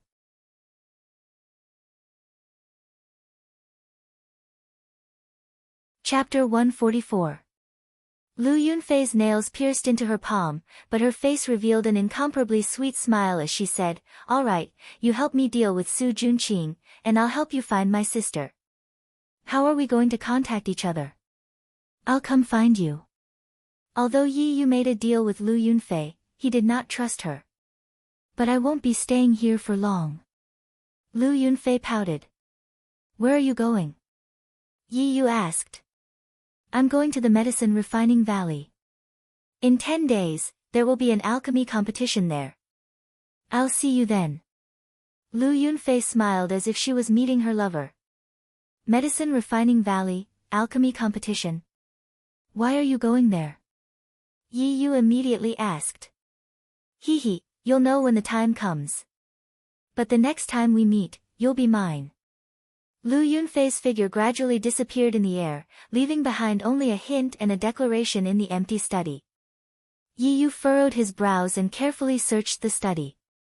Other than a few bottles of human blood in a secret compartment, there was nothing else. Lu Yunfei was also nowhere to be found. At this time, the quarrel outside was getting more and more intense. Yi Yu was worried that Wan Xiang could not withstand the pressure from Su Junqing, so he could only leave unwillingly. Yi Jiuge had been paying close attention to the movements in the study. When he saw Yi Yu come out, he blew the signal that he had agreed with Wan Xiang. Wan Xiang received the signal to retreat, so he coldly said to Su Junqing, "Since young Master Su refuses to accept our investigation, we can only report this matter to the Emperor." After saying that, he waved his hand and said, "Retreat. Young Master Su, think about how to explain this to the Emperor." Bai Songling pretentiously flicked his sleeves and swaggered away with Wan Xiang. Su Juanqing's eyes were filled with endless hatred as he watched them leave. If grandfather was still here, these guys would definitely not dare to be so arrogant. Su Junqing couldn't help but take a deep breath when he thought of his grandfather who was still in a coma. After completing the task given to him by the ancestor, he would ask the ancestor for a favor and ask him to send someone to see what was going on with grandfather. However, this was all in the future. Right now, he had to deal with Lu Yunfei first. Su Junqing calmed himself down and returned to the study. Lu Yunfei was currently reclining on a chair by the window. The moonlight cast a faint layer of light on her bewitching face. She held a glass cup filled with bright red blood in her fair and tender hand. She would take a sip from it from time to time, looking very satisfied. "Senior sister, I'm really sorry to have disturbed you. However, as you can see, junior brother's current situation is really difficult. Please help me out, senior sister." Su Junqing looked at Lu Yunfei with deep affection. He could not wait for her to immediately take down Wan Xiang and the others. "I just heard something very interesting." Lu Yunfei stared at the spiritual blood in the glass cup and said indifferently, "I heard that junior apprentice brother Su Hansen wasn't killed by anyone, but was eaten by you to cultivate. Is this true?" "Absolutely not, no matter how bold I am, I wouldn't dare to do such a thing." Su Junqing was shocked in his heart and repeatedly cried out his grievances. At that time, he was worried that the increase in his cultivation would arouse suspicion. Thus, he devoured Su Hansen to cultivate the bewitching art. As long as he did not use the bewitching art, no one would notice anything strange. "I don't care how Su Hansen died. However, if someone wants to use me as a chess piece, then they have to see if they have the ability to do so." Lu Yunfei swung her hand and the spiritual blood in the glass splashed onto Su Juanqing's face. The wet and sticky blood covered his face, but he did not dare to move. "Little fellow, you're still too inexperienced to fight with me." Lu Yunfei gracefully walked in front of Su Junqing and used the glass cup to pat his face. She sneered, "Tomorrow, I will set off for the Medicinal Refinement Valley. If there is any mistake in the task given by the old ancestor, you can bring your head to see me." "Yes." Su Junqing bowed deeply and looked at Lu Yunfei's pink dress as it flashed past his eyes. Deep in his eyes, there was an unconcealable hatred. Outside the Su residence, after Yi Jiuge and Yi Yu met up, they secretly went to Wan Xiang and Bai Songling's residence. Bai Songling and the rest were already waiting inside. The moment they saw Yi Yu, they asked impatiently, Yi Yu, you've been in there for so long. Did you find anything? I saw that female heretic cultivator called Lu Yunfei. Yi Yu told them about his conversation with Lu Yunfei. However, he did not mention anything about his sister and only said that Lu Yunfei would meet him at the Medicinal Refinement Valley. Looks like their target this time is the alchemy competition. Brother Wan, I think you should find someone to inspect the Medicinal Refinement Valley, especially the places that the Crown Prince set up. When Yi Jioge first heard that the Crown Prince was in charge of the alchemy competition, he felt that something was amiss. This alchemy competition is an annual event in the Thunder Country. Other than the people of the Thunder Country, there are alchemists from other countries participating. Isn't the Crown Prince afraid of being beaten to death by the Emperor for causing trouble in the Medicinal Refinement Valley? Bai Songling felt that the Crown Prince was not that stupid. It's always good to be careful. Yi Jioge still had to bring Yi Rui to participate in the competition. He did not want to make any mistakes. Alright, I'll go check tomorrow. Wan Xiang nodded and looked at Yi Yu. Do you want to come with me? He had never seen that female heretic cultivator. If Yi Yu followed him, he would not be blinded. Yi Yu was about to agree when he felt a sharp pain on his back. It was as if something was gnawing at his skin. Don't move. Yi Jioge moved like lightning and pressed down on the thing that was moving around on Yi Yu's back. The thing was about the thickness of an index finger and it was struggling violently. Wan Xiang tore Yi Yu's clothes and found that it was a pitch-black poison earth dragon. It was constantly struggling under Yi Jioge. Isn't this little mute's poison earth dragon? Why is it here? Bai Songling looked at the black worm in disgust. This poison earth dragon looked extremely ferocious and sinister. It had no eyes on its head, only a large mouth filled with fine white teeth. There were also two thin wings on its back. As long as Yi Jioge let go, it would immediately disappear without a trace. Who's little mute? Wan Xiang immediately frowned. He had been going out early and returning late recently. He had been investigating the heretic cultivator in the Ministry of Justice. He did not know that there was a little mute living in the backyard. Its young mistress who hired him to help raise the worm. Bai Songling explained little mute's background in detail. Can this person be trusted? Wan Xiang looked at the poison earth dragon that was constantly struggling in Yi Jioge's hands. This thing suddenly attacked Yi Yu while they were having a secret discussion. No matter how he looked at it, it was not normal. If you don't trust him, then let's ask him face to face. Yi Jioge did not believe that little mute was a spy.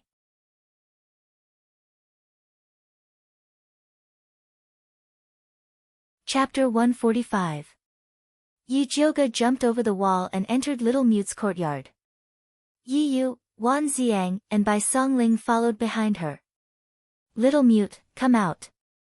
Yi Jioge pinched the worm with his left hand and knocked on little mute's door with his right. The wooden door opened silently. Little mute's skinny body was hidden behind the door. Only half of his snow-white face could be seen. Two big black eyes looked at everyone expressionlessly. In the deep night, it looked especially terrifying. Yi Jioge and Bai Songling were already used to little mute's weird look. This was the first time Wan Xiang and Yi Yu saw it, so they couldn't help but stare at little mute vigilantly. Little mute didn't even look at Wan Xiang and Yi Yu, the two outsiders. He extended his skinny little claw towards Yi Jioge and then raised a thin index finger, indicating that he wanted to exchange this poison earth dragon for a bottle of spirit beast pills. I'm not here to exchange, Yi Jioge pointed at Yi Yu and asked, why did this thing suddenly appear on my friend's body? Little mute's big black eyes swept across Yi Yu's body. Then, he made a eating gesture. No one else understood, but Yi Jioge instantly understood little mute's meaning. You mean, this worm is eating something on my friend's body? Little mute nodded expressionlessly. What can be eaten on my body? Yi Yu couldn't help but scratch his back. Turn around and let me take a look. Yi Jioge asked Yi Yu to turn around. Then, he opened his spiritual eye and looked carefully. In the end, he found a few thin red lines on the depression of his shoulder blade. If one didn't look carefully, they wouldn't be able to see it. Looks like that Lu Yunfei left something on your body. Yi Jiuge took out his thunder fire needle and picked out the red line on Yi Yu's back. That red line was actually a living creature. After leaving Yi Yu's body, it wanted to escape. However, it was forcefully sucked into the poison earth dragon in Yi Jiuge's hand. What is this thing? Bai Songling looked at the poison earth dragon and then at Yi Yu's back. She had goosebumps all over her body. This is a small poisonous worm used for tracking. When it's not activated, it hides very well. Once it is activated, it can find you from thousands of miles away.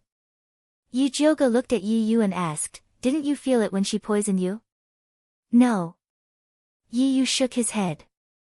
At that time, he was only concerned with getting information out of Lu Yunfei and completely did not notice that Lu Yunfei had done something. "Don't let your guard down just because she's a woman," Wan Xiang said lightly.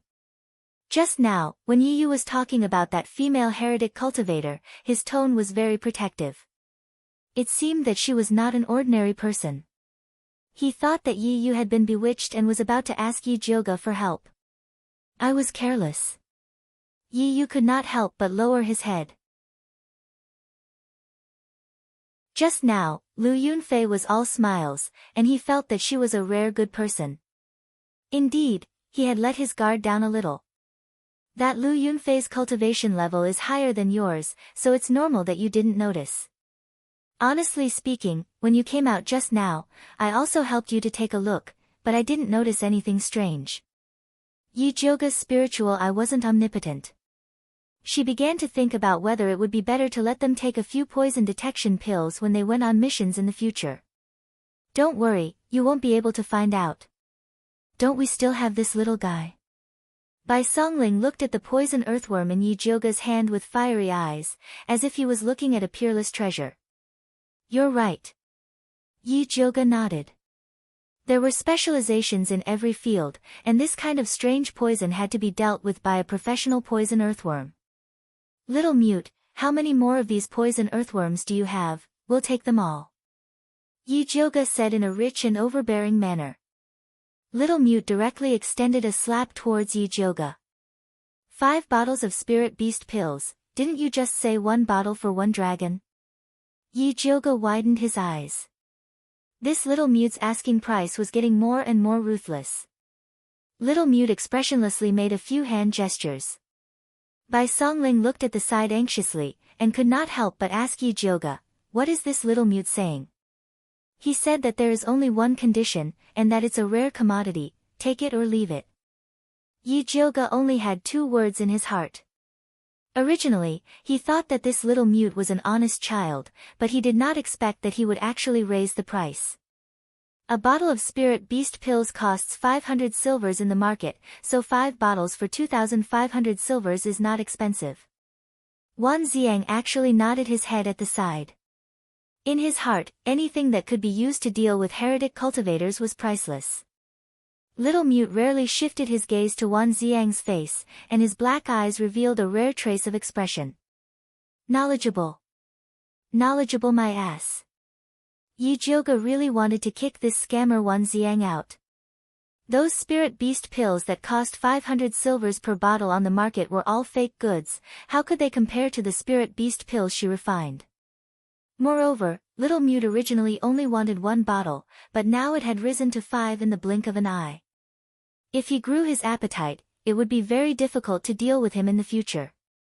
"Whoever wants it can exchange with him yourself." Yi Jiuge threw the poison earth dragon back into Little Mute's hands, and decided not to tolerate this bad habit of his. "Give it to Yi Yu." Wan Xiang did not know that Yi Jiuge was being sarcastic, and decided to give it to Yi Yu. After all, that worm just ran to Yi Yu's body, and it could be considered as another form of recognition. Yi Yu looked at Yi Jiuge inquiringly. "If you want it, then take it. Anyway, without her, no one would be able to get it. Then I won't stand on ceremony." Yi Yu really wanted it. In the future, he still had to go to the bloodthirsty sect to save his sister, and this worm would undoubtedly be a good helper. Little Mute, since he has already decided to buy it, why don't you give this worm to him first? Bai Songling felt that since everyone was so familiar with each other, it would not be a problem to take the goods first. In the past, Yi Jioga often did this. Unexpectedly, Little Mute shook his head without hesitation. He only trusted Yi Jioga, and if others wanted to take the goods, they had to hand over the money. Then I will go buy spirit beast pills tomorrow morning to exchange. Although Yi Yu also wanted to take the worm immediately, he still respected Little Mute's opinion. Brother, if I encounter any problems in the future, you have to lend it to me. Bai Songling hugged Yi Yu's shoulder and said. Right now, he and Wan Xiang were catching heretic practitioners every day, so there might be a time when he would need Yi Yu's help. Sure. Yi Yu was still very generous to his own people. Yi Jioga chuckled as she looked at the people who were thinking too much, then turned around and went back to the Yi mansion to sleep.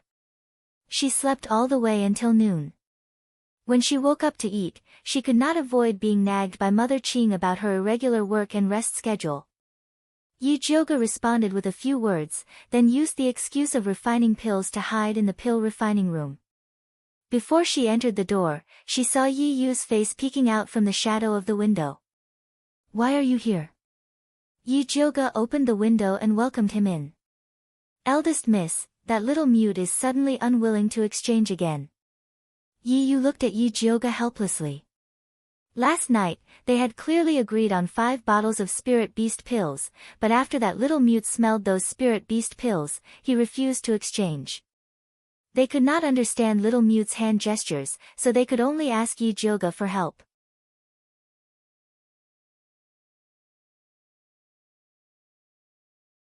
Chapter 146. Yi Jioga had already expected this situation. She took a bottle of Spirit Beast Dawn and went to Little Mute's residence with Yi Yu. At this time, Bai Songling was trying to communicate with Little Mute. I say, how can you go back on your words? We agreed to exchange 5 bottles of Spirit Beast Dawn for insects. Even if you want to raise the price, you should at least give me a number first. Little Mute didn't even look at him. He picked up the basket filled with black fly grass and began to feed the poisonous earth dragons. This batch of poisonous earth dragons had already advanced once. The originally white and plump body now had a bit of jade-like luster. Its lifespan had also increased from 15 days to 2 months. He kept the best batch of insects to breed and cultivate the next generation. The rest were used to raise goo. The winged goo that ran out to hunt in the wild last night was raised just now. Bai Songling talked until his saliva was dry. Little Mute didn't even respond. He was so angry that his brain was heating up. He grabbed Little Mute's basket and shouted, I'm talking to you. Little Mute looked up at Bai Songling. His wooden face didn't have any expression, but it inexplicably made people feel afraid. Yi Jioga happened to come in at this time. Seeing this situation, she immediately raised her eyebrows. Brother Xiaobai, what do you mean by this? Are you trying to bully people? I don't dare to bully him. He's bullying me. Bai Songling awkwardly handed the basket to Little Mute. Little Mute took the basket and looked at Yi Jioga. I heard you don't want to exchange with them. Yi Jioga asked. Little Mute fanned his nose with his hand and gave a thumbs down to Bai Songling. What do you mean? Bai Songling was so angry that he stomped his feet. He means that the spirit beast Dawn you brought are fake. Yi Jioga translated. Bullshit. This is refined by our 100 Herb Hall's level 3 pill refiner. How can it be fake? Bai Songling angrily said. Selling fake pills was the most vicious slander to a pharmacy. No one could stand it. Little Mute didn't say anything. His eyes naturally revealed a look of disdain. Actually, Brother Xiaobai isn't wrong. The pills he gave you are the best pills on the market. It's just that the pills you ate in the past were personally refined by me, so they aren't sold on the market. Yi Jioga returned the gesture that Little Mute gave her last night. A bottle of spirit beast pills for a worm. Elder sister's medicinal pills are a rare commodity, it's up to you whether you want them or not. Little Mute furrowed his brows and his little face became a little conflicted. In fact, he also knew that what Yi Jioge said was true. The spirit beast pills that Bai Songling and the others brought were not bad, at least they were better than the ones he had secretly obtained before. After using the medicine personally refined by Yi Jioge, he didn't care about the others. Little Mute was straightforward and agreed right away. Yi Jioge did not make things difficult for him. He took out the spirit beast pills he had prepared and successfully exchanged them for that super worm goo. How do I control this thing? Yi Jioge asked. Little Mute's eyes lit up, and he stretched out his hand to ask for the spirit pill again. Little friend, I'd advise you to be a bit more honest. You're still too inexperienced when it comes to raising prices. Yi Jioge smiled warmly. If Little Mute really wanted to play tricks on her, she wouldn't mind doing the same to him in the future. Little Mute wisely retracted his hand and pinched the goo worm. It was unknown how he communicated with that worm goo. That sinister poison earth dragon goo let out a squeak and flapped its wings to fly to Yi Yu's hand. It bit his middle finger and then lay there motionlessly. It recognized me as its master. Yi Yu raised his head in shock. After the little thing drank his blood, he felt that he had established a faint connection with it. Little Mute, will this thing of yours have any backlash when it recognizes you as its master? Bai Songling was a bit worried and felt that this thing was a bit strange. Little Mute gave Bai Songling a disdainful look and continued to feed the poison earth dragon with the little basket. Zishang, will the thing he raised have any backlash? Yi Jioge decided to ask his sugar daddy Zishang. After all, this Little Mute was personally appointed by him. You're thinking too much. It doesn't have the ability to control these little worms right now. Zishang lazily replied. Doesn't have it now? Does that mean it will have it in the future? Yi Jioge asked vigilantly. The poison testing pills that noble consort Shi and Dongfang Ke were eating were all made from the poison earth dragons that Little Mute raised. If he could control these poison earth dragons, then wouldn't he be inviting a wolf into the house? And, it will probably be after eating this bottle of spirit beast pills you gave me. Zishang replied seriously. Then can the thing he raised still be used?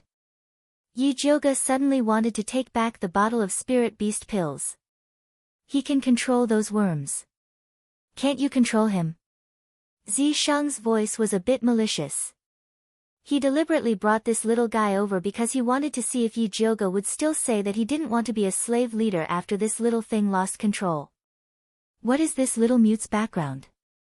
Yi Jioge asked. You don't need to care about his background. You just need to know how to control him. Zishang directly gave Yi Jioge a ball of light. After Yi Jioge absorbed the ball of light, his gaze landed on the Little Mute who was playing with the poison earth dragon. She saw that he was wearing a blue cloth, the sleeves of his clothes were dirty, and his hair was tied up messily. He didn't touch any of the new clothes that Bai Songling gave him. It was as if he had grown fond of his dusty appearance, including the name Little Mute. Originally, Yi Jioge felt that calling him Little Mute was a bit insulting. He wanted to change the name but was rejected by Little Mute. It seemed like he had to investigate Little Mute's background when he had the chance to see what his real body was. However, the most important thing now was the evil cultivator and the alchemy competition. Where is Brother Wan? Yi Jioge asked Yi Yu. He is still in the Ministry of Justice and is preparing to bring people to the medicine refining valley. I will meet up with him later. Yi Yu replied. If he wasn't delayed by Little Mute's matter, he was also preparing to leave now. Take these 2 bottles of pills and give one to Brother Wan. Be careful and don't fall for the poisonous beauty's bewitchment. Yi Jioge took out 2 bottles of level 3 clear heart pills. Yi Yu suddenly felt a bit ashamed. Lu Yunfei's bewitchment was indeed powerful. Otherwise, he wouldn't have such a good impression of her. He had to be more vigilant next time. The participants of the competition have already left for the medicine refining valley. When are you going to leave? Bai Songling asked Yi Jioge. The day after tomorrow. Yi Yuxuan had originally set the date for Yi Jioge to leave in 3 days, but she rejected it. Do you want to go with Prince Dongling? Bai Songling asked again. No need. Yi Jioge shook her head. Yi Shanshan had already left with the crown prince yesterday. It would be too conspicuous if she left with Prince Dongling. All right, I will bring some secret guards to protect you. Bai Songling said. Whatever. Although Yi Jioge didn't think it was necessary, she couldn't refuse the kindness of others. Hee, if there is really someone who doesn't have eyes, we can catch him for clues. Bai Songling smiled treacherously. Don't jinx it. Yi Jioge really wanted to kick Bai Songling. Was he protecting her or using her as a bait? Yi Jioge and Bai Songling talked casually. Neither of them noticed that Little Mute's eyes flashed when he heard the name of the medicine refining valley.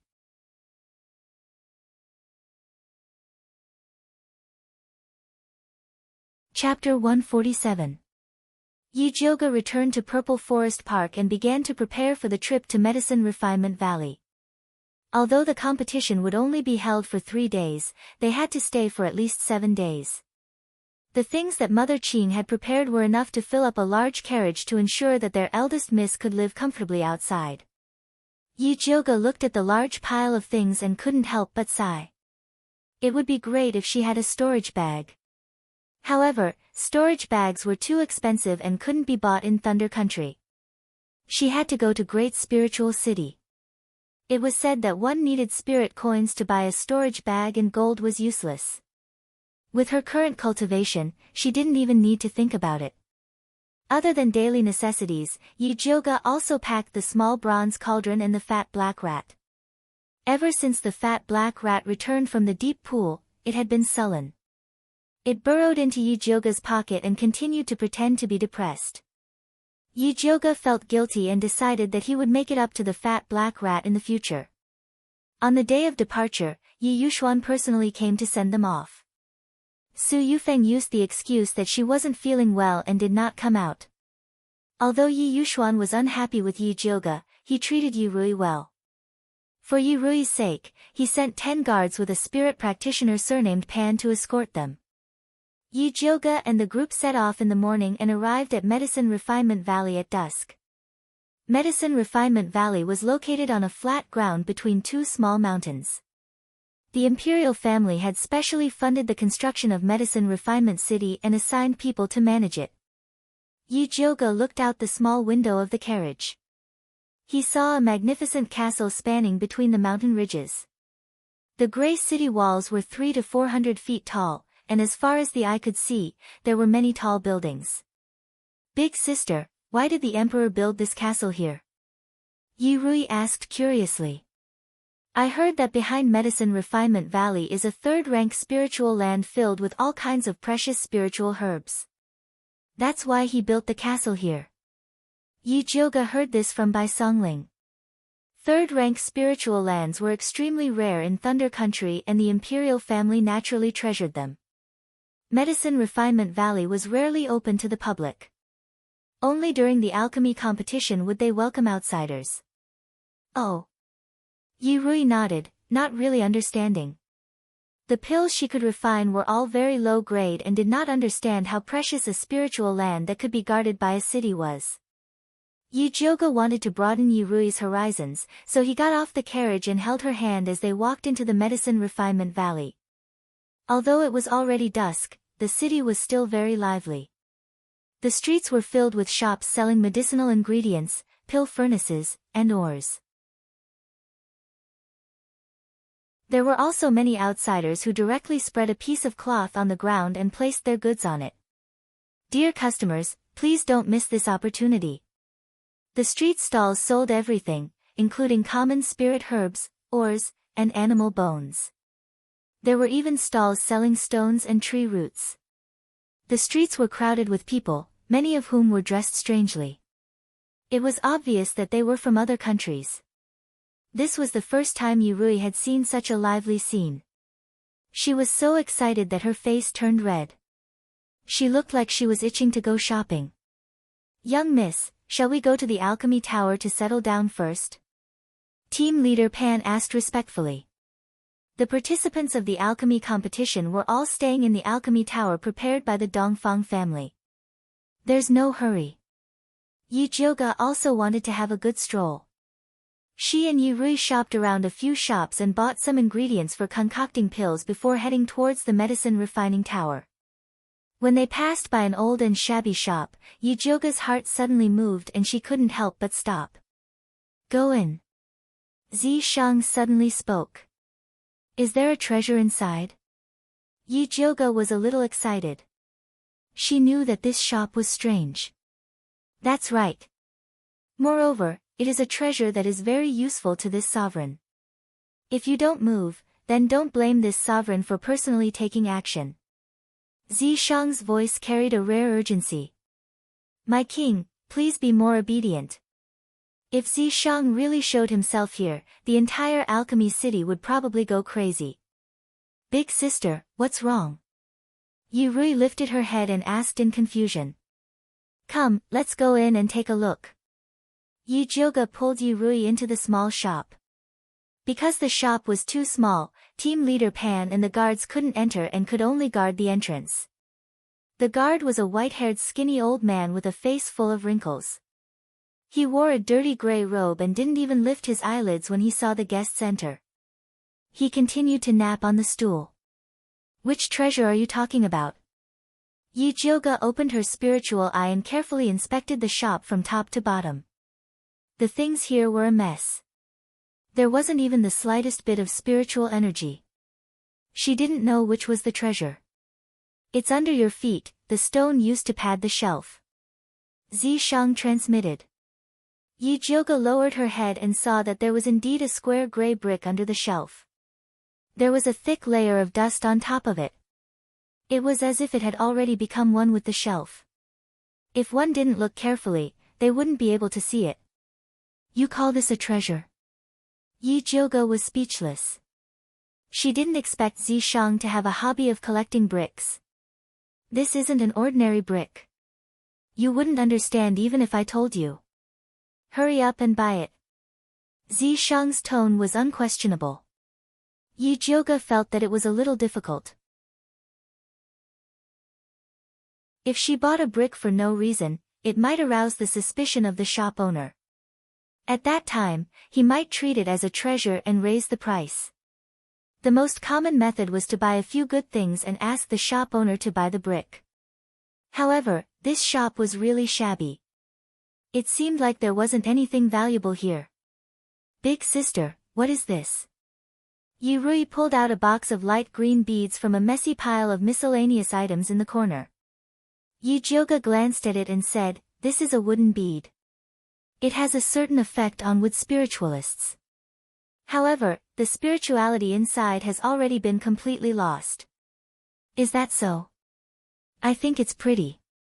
Yi Rui held the wooden bead and looked like she couldn't bear to let it go. Yi Jiuge suddenly had an idea. If she bought a brick, it would arouse suspicion. However, if it was a child like Yi Rui, it might not necessarily be the case. After all children have the right to be willful. Yi Jiuge was just about to ask Yi Rui to buy a brick for him when he realized that his body suddenly couldn't move. Why go through so much trouble? Zi Shang was a little impatient. He directly controlled Yi Jiuge's body and pulled out the brick from under the shelf. He threw it on the table and said coldly, "Name your price." The messy old man slowly opened his droopy eyelids. His muddy old eyes glanced at the gray brick. He stretched out his palm and said slowly, 5,000 taels of silver. Before Yi Jiuge could say anything, Yi Rui's eyes widened in shock. "What? You want 5,000 taels of silver for a broken brick?" "No." The old man shook his head and said unhurriedly, "It's not silver, it's gold." Yi Rui opened her mouth and looked at the old man in shock. She then turned to look at Yi Jiuge with an expression that said, "You don't really want to buy it." Yi Jiuge knew that this old man would ask for a sky-high price. However, she would be crazy to buy a brick with 5,000 taels of gold.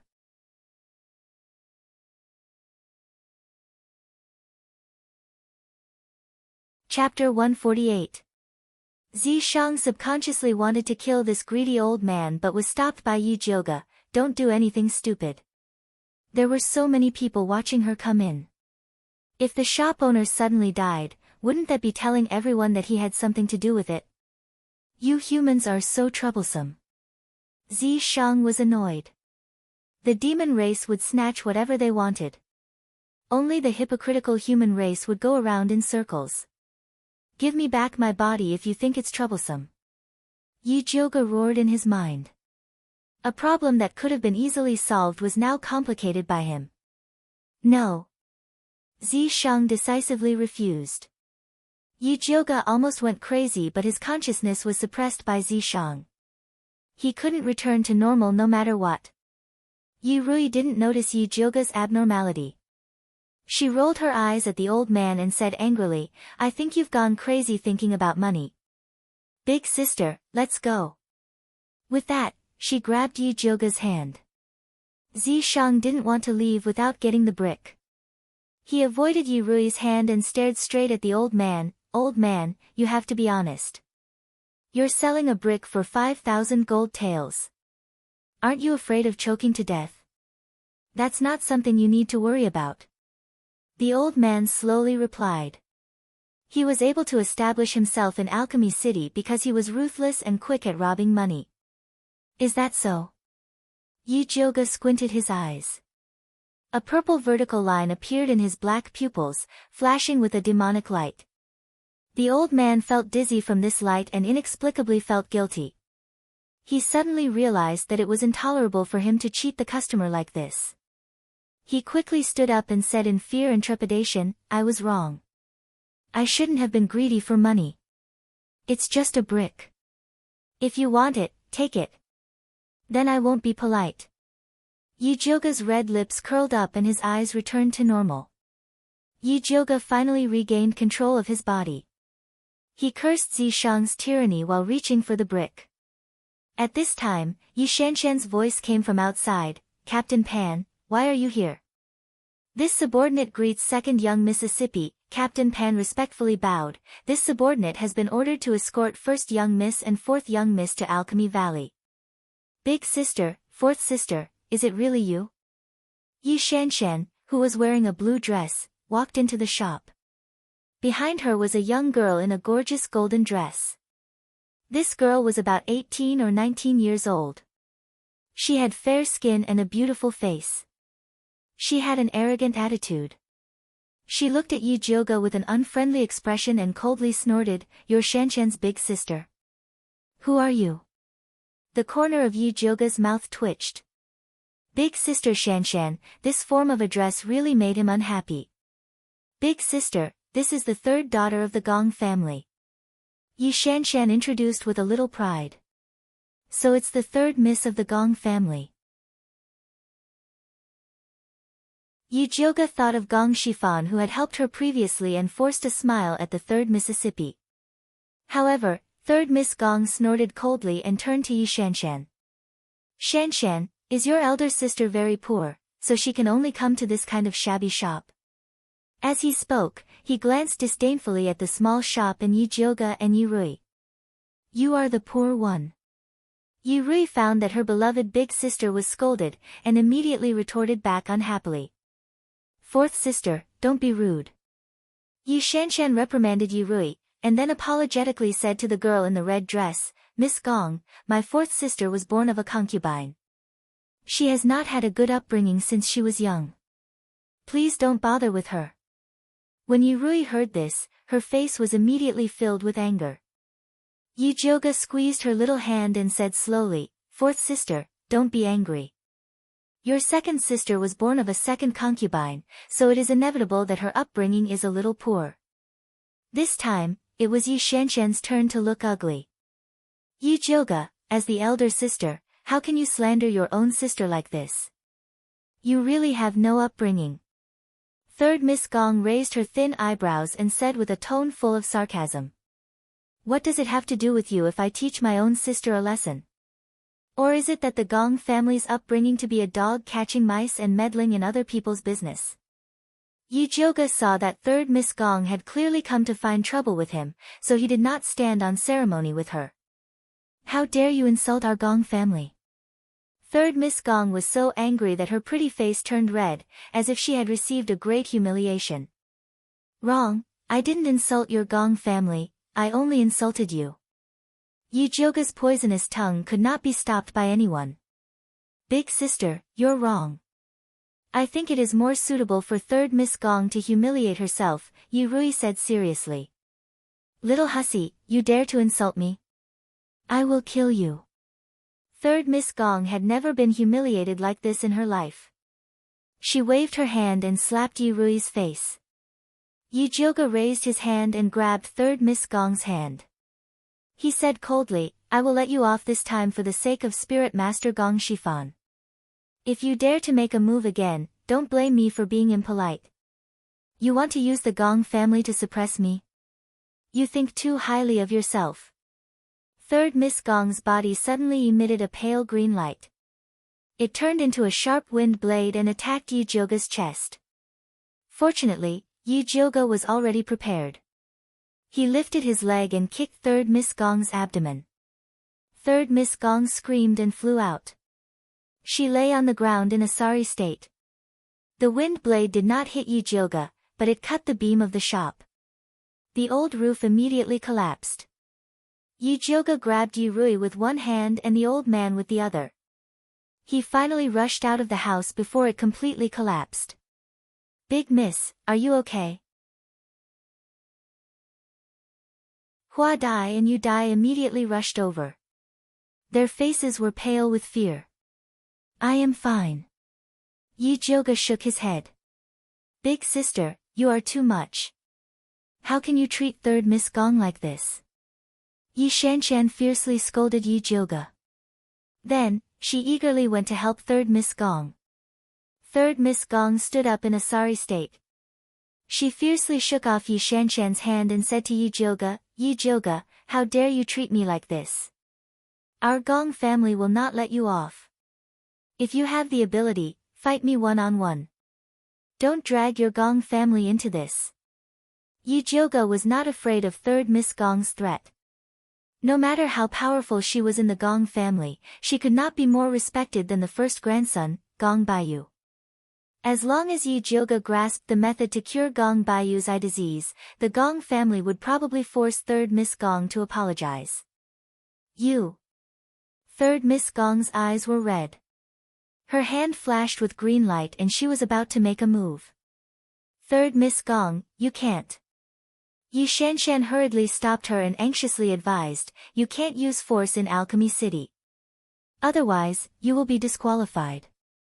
Although Yi Shanshan wished that she was the only one participating in the alchemy competition, if she did not stop third Miss Gong, the Crown Prince would not let her off. Scram! Third Miss Gong fiercely glared at Yi Shanshan. Yi Shanshan's expression also turned ugly. Although she wanted to curry favor with the Gong family, being scolded by third Miss Gong time and time again made her very angry. She did not want to stop her. Just as third Miss Gong was about to make a move, a familiar voice suddenly sounded. Stop!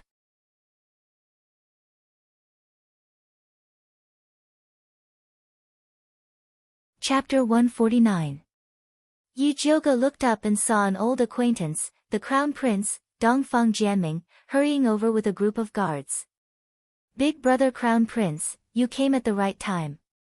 Yi Shanshan's spirit was lifted, and she hurriedly complained, Big sister bullied third Miss Gong and even destroyed her shop. Yi Jioga, do you think this is your Yi mansion? You actually dared to injure someone. The Crown Prince gloomily looked at the restored Yi Jioga. This beautiful face made him hate her even more than before. This isn't your Highness East Palace. Yi Jioga was calm and elegant. The Crown Prince immediately ordered his guards, you're twisting words and forcing logic. Men, arrest this troublemaker. Hua Dai and Yu Dai anxiously stood in front of Yi Jioga. Yi Jioga raised his brows, Your Highness, I'm here to participate in the alchemy competition. Don't you think you're being too arbitrary by arresting me without reason? The facts are clear and conclusive. There's no point in quibbling. The crown prince waved his hand. Arrest Yi Jioga. If she dares to resist, then don't be polite with her. Big sister. Yi Rui tightly grabbed Yi Jioga's sleeve with a pale face. Don't be afraid. Although the crown prince is muddle-headed, there are still people in the city who understand. Yi Jioga calmly comforted her.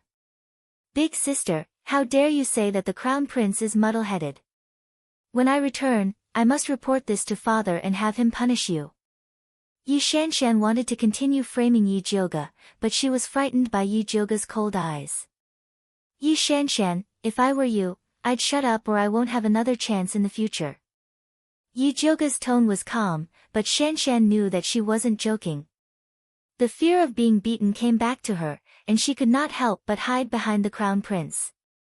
The crown prince angrily said, Yi Jioga, you dare to bully the weak in front of me? It seems that you don't put the imperial family in your eyes. Yi Jioga sneered, if you're not representing the Gong clan, then you're representing the imperial family. Those who don't know would think that the Gong clan has no one left after the death of His Majesty. How dare you? Impudent. Third Miss Gong and the crown prince flew into a rage at the same time, wishing they could personally capture Yi Jioga. At this time, the sound of uniform footsteps could be heard from the distance. It turned out to be the patrolling soldiers of Alchemy City. The person in the lead was dressed in black and red robes.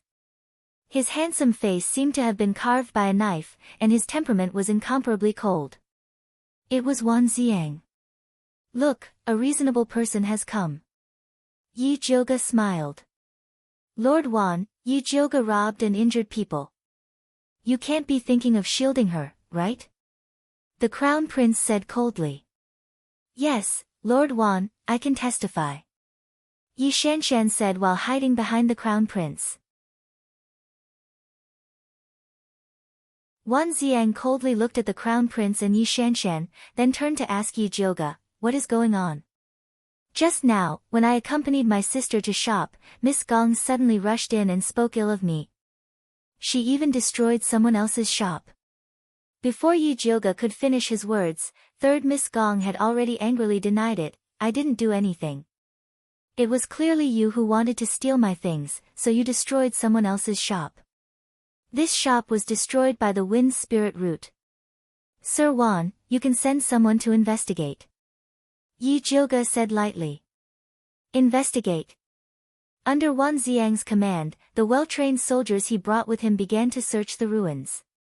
Very quickly, they found a beam that was cut by the Wind Spirit Root. The cut surface was still faintly green. A tall and skinny soldier came out and reported, Sir, this shop was indeed destroyed by the Wind Spirit Root. I have the Lightning Spirit Root. May I ask what third Miss Gong's Spirit Root is? Yi Jioga looked at the third Miss Gong with malicious intent.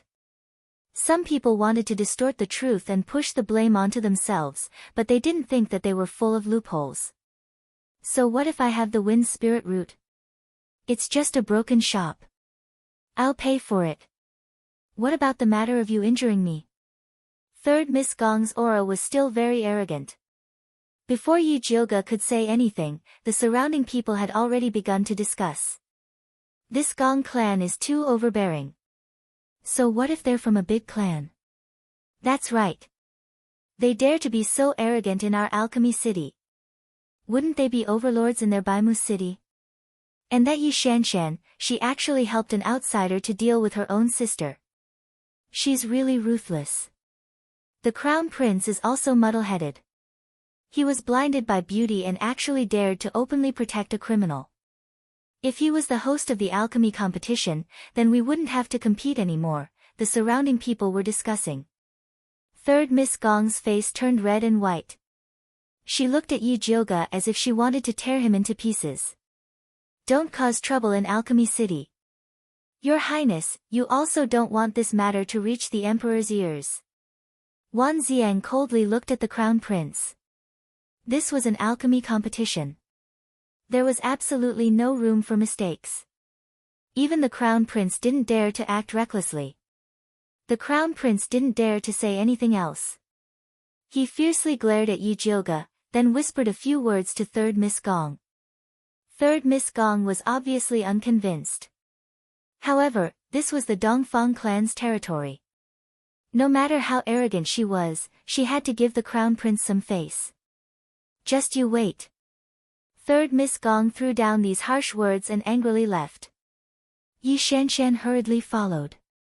Her fawning appearance was very disdainful. Shameless. Yi Rui disdainfully looked at Yi Shanshan's back as she left. She simply didn't want to admit that this person was her second sister. Say less. Yi Jioga patted Yi Rui's shoulder. Arguing with Yi Shanshan in front of outsiders would only make her a laughingstock.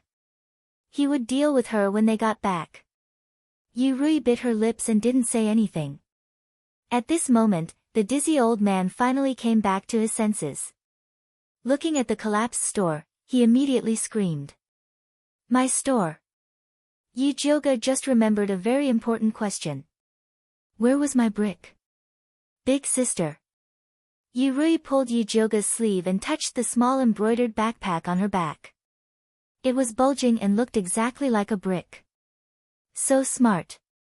Yi Jioga rewarded her by rubbing her little head. Yi Rui smiled. This was 5,000 taels of gold.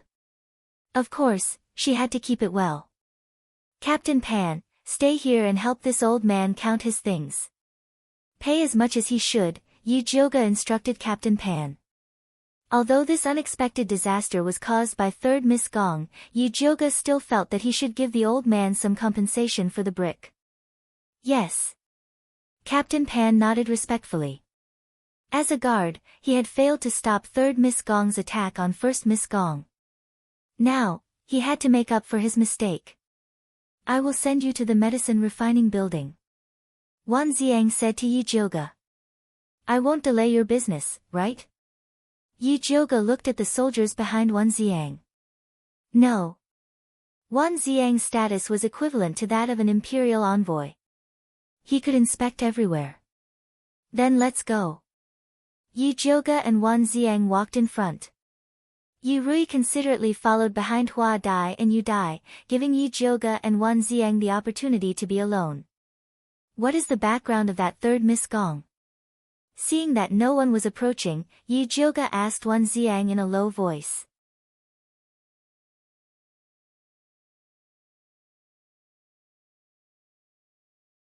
Chapter 150. That third Miss name is Hung Yu, but she's the daughter of a side branch of the Gong clan. She's always been in love with His Highness, so she must have heard some rumors to misunderstand you. Wan Ziang said. What rumors? Yi Jioga felt that his relationship with the prince was purely doctor-patient. What rumors could there be? For some reason, Wan Ziang sighed in relief after seeing Yi Jioga's confident attitude. Dongfang Ke had outstanding aptitude, a powerful background, and a handsome appearance. He'd always been the dream lover of the capital's girls. However, Yi Jioga didn't have any improper thoughts about him. It seemed that Dongfang Ke's plans were destined to fail. What rumors could there be? It's just second sister trying to sow discord, Yi Rui said with a taut face. Do you need my help? Wan Ziang also felt that the second miss had gone too far. It's fine, let her speak. The more she says now, the worse she'll die in the future. Yi Jioga smiled mockingly. Yi Shanshan was so close to the crown prince. She wouldn't even know how she would die in the future. Wan Ziang didn't mind Yi Jioga's business after seeing that he didn't need his help. Where's Songling? Didn't he say he'd escort you here? Wan Ziang looked around and asked in confusion. I don't know, I've never seen him before. Yi Jioga's journey had been smooth, so he didn't go looking for him. That shouldn't be. Wan Ziang found it strange. With Bai Songling's gossipy personality, he should have rushed out to save the damsel in distress after seeing Hung Yu attack Yi Jioga. It's fine, I don't need his protection anyway. Oh right, have you found Lu Yunfei yet? Yi Jioga was more concerned about the heretical cultivator's activities. Not yet. Wan Ziang shook his head. He was currently in charge of the city's defense while Yi Yu cooperated in secret. However, they still hadn't found any traces of Lu Yunfei. What about Su Junqing? Yi Jiuge asked. He came under the Empress' orders to assist the Crown Prince in the alchemy competition. My people have been watching him, but they haven't found anything strange yet. Wan Ziang said. Keep an eye on them. If they have ulterior motives, they'll show up sooner or later. Yi Jiuge said. You don't have to worry about these things.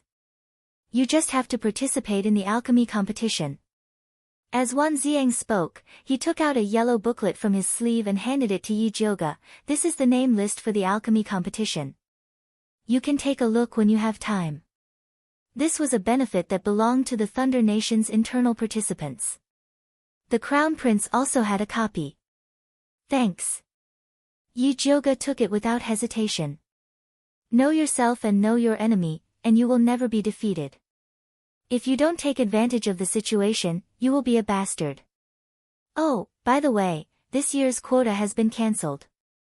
Everyone will have to start from the first round. I heard that Imperial Uncle Dong Fangya requested this. Dong Fangya was Alchemy City's city lord and Emperor Xian Wu's uncle. He was in charge of this year's alchemy competition. Oh. Yi Jiuge didn't want to use the quota, so he wasn't disappointed. As the two of them spoke, they arrived at the entrance of the Medicine Refinement Tower. Your rooms are in the Flying Frost Tower to the west of the Alchemy Tower. The Crown Prince is in the Lingyun Tower to the east. Gong Hongyu and Yi Shanshan are in the Maple Leaf Tower next to him. As long as you don't deliberately go there, you won't run into them. Wan Ziang still hoped that Yi Jiuge could bear with it and not cause trouble during the competition. If people don't offend me, I won't offend them. If the Crown Prince and Gong Hongyu didn't have eyes, they couldn't blame her for being impolite. Wan Ziang knew Yi Jiuge's temper very well. When he heard this, he could only smile helplessly. Then, he ordered a soldier beside him, call Aunt Chang over. A moment later, a middle-aged woman dressed in dark red armor walked out of the Medicine Refinement Tower with a warm smile. She bowed to Wan Ziang and said, "This subordinate greets Lord Wan. Jiuge, this is Aunt Chang in charge of the Medicine Refinement Tower. If you have any problems in the future, you can look for her." Wan Ziang implied that this Aunt Chang was one of his own. This servant greets young lady Yi. Good luck to the young lady. Aunt Chang bowed respectfully to Yi Jiuge. Aunt Chang is too polite. Yi Jiuge smiled faintly. I still have matters to attend to, so I won't accompany you in. Aunt Chang, take good care of young lady Yi. Wan Ziang gave Aunt Chang a few more instructions before leaving. Next, Aunt Chang personally brought Yi Jiuge and the others to Flying Frost House. Along the way, she told them quite a bit about the Medicine Refinement Tower. The Medicine Refinement Tower occupied an area of more than 200 acres. There were a total of 88 small buildings. They were built according to north, south, east, and west around the Medicine Refinement Tower. The Medicine Refinement Tower was the venue for their upcoming competition. Currently, there were 53 alchemists residing in the Medicine Refinement Tower. There were 30 women and 23 men. Most of them were at the first rank.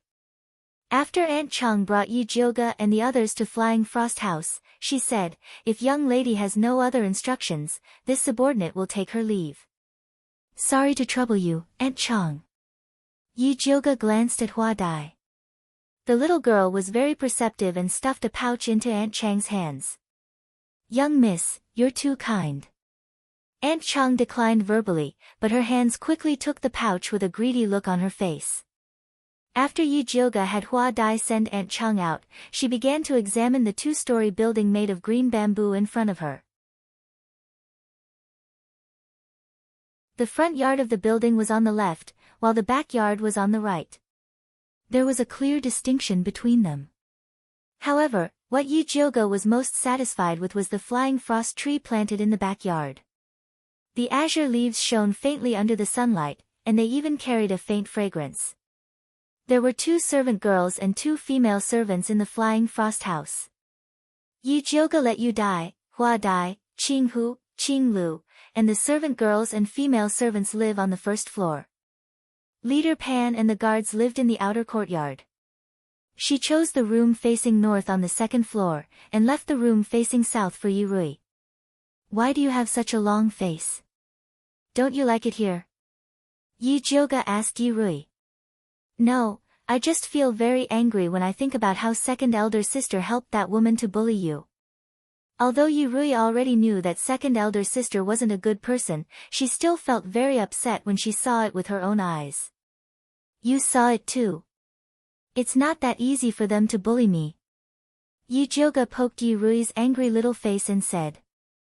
Alright, give me the brick. Yi Rui obediently took out the brick and asked curiously, Big sister, what kind of treasure is this? Why do you have to buy it? Children shouldn't ask so many questions. You've been tired for the whole day. Hurry up and rest, or else you won't have the energy to participate in the competition.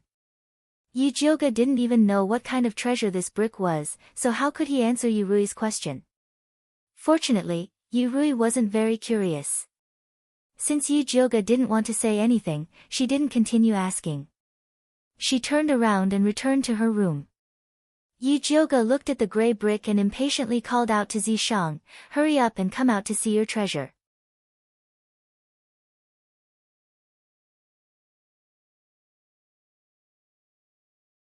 Chapter 151. Zishang immediately revealed himself. His vertical pupils stared fixedly at the brick, his snake tail wagging non-stop. He didn't even bother to hug Yi Jioga. What kind of treasure is this? This was the first time Yi Jioga saw Zishang so excited. This is a form transformation bead. It disappeared after the demon war. I didn't expect it to be here. Zishang felt that his luck was off the charts. With this, he could completely transform into a human. If the form transformation bead is so precious, why would it be used as a brick to pad a shelf? Yi Jioga found it unbelievable. Who knows? Zishang didn't care about this.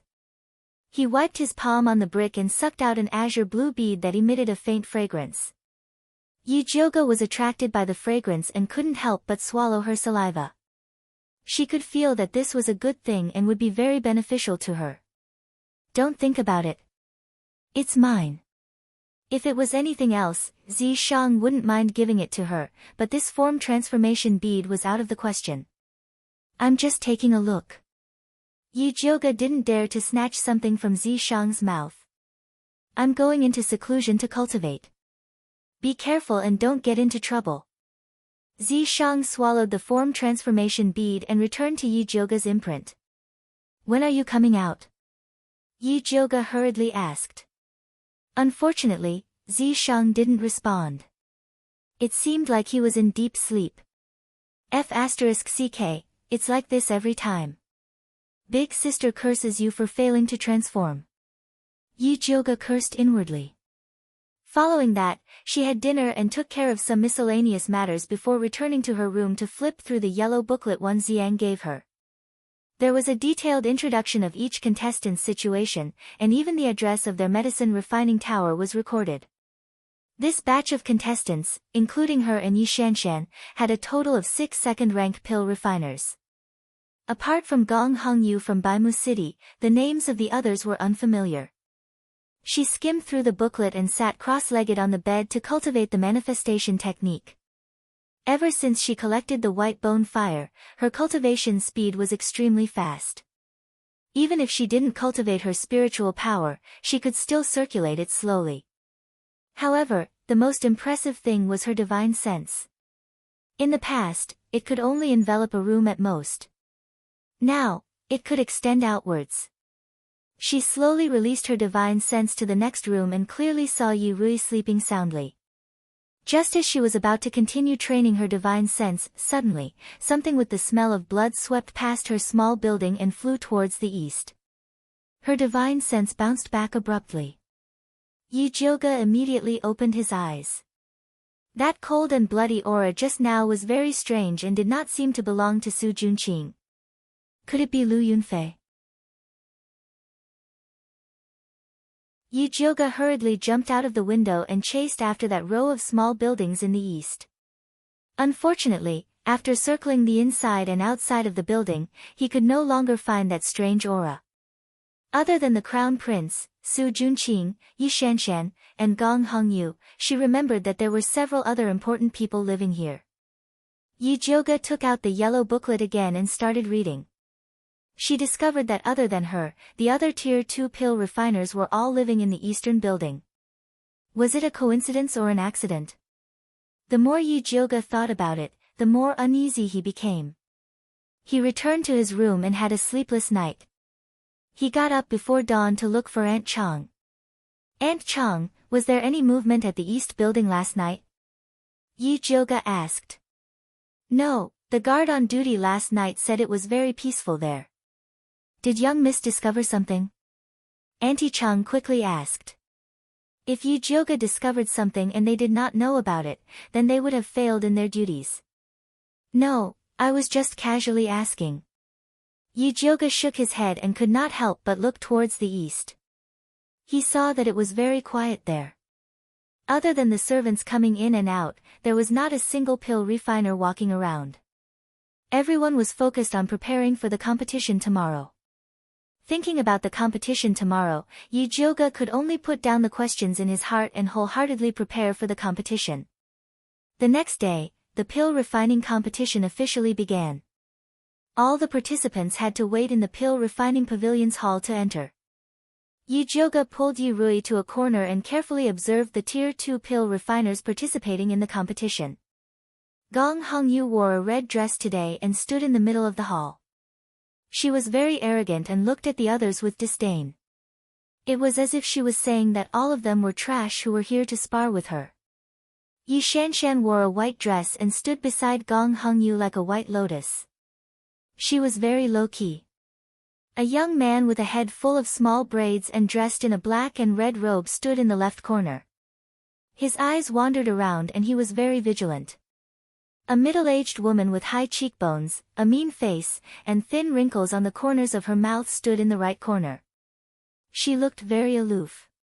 A tall and sturdy man with short hair stood by the door. His eyes were sharp and his face was dark. Although he looked like a martial artist, he was 100% a second-rank pill refiner. As Yi Jioge was studying them, they were also sizing up each other to assess the gap between them. Yi Jioge's reputation as a trash had spread far and wide, so these alchemists did not put her in their eyes. Most of their attention was on Gong Hongyu and Yi Shanshan. Big sister, why hasn't the competition started yet? Yi Rui was a little tired from standing. Soon, just wait a little longer. Just as Yi Jioge finished speaking, 20 young men wearing green bamboo embroidered robes walked in from the back. These were the students of Alchemy City. They were responsible for all aspects of the competition. One of the students held a large green box in his hand and announced, "Honored guests, please come and draw lots. The number you draw will represent the room you will be using later." Yi Jioge drew number 36, while Yi Rui drew number 48. After drawing lots, the students stood in 2 rows and shouted in unison, "Greetings, Grandmaster Dongfang." Tap tap tap. A gray-robed old man with messy hair and a wizened face walked in. This was the Thunder Nation's 5th-rank alchemist in charge of this competition, Dongfang Yao. This old man's white hair was tied up with a piece of cloth. A few strands fell on his forehead. One side of his sleeves was long and the other short. One look and you could tell he was someone who didn't care about what the world thought of him. He had spent his entire life guarding Alchemy City and was widely recognized as a pill-refining madman. Every year, he would be the judge for the competition. He was a very fair person and everyone trusted him. Dongfang Yao was a man of few words. He immediately rang the bell and announced the start of the competition. Yi Jioge's alchemy room was in the middle right corner with a simple layout. On the left was a second-grade alchemy cauldron while on the right were tools used to process ingredients. None of the alchemy rooms had roofs so that the judges could observe from above. Today's test is the heart-nourishing pill. Dongfang Yao's voice echoed throughout the venue. Yi Jiuge was startled when she heard the question.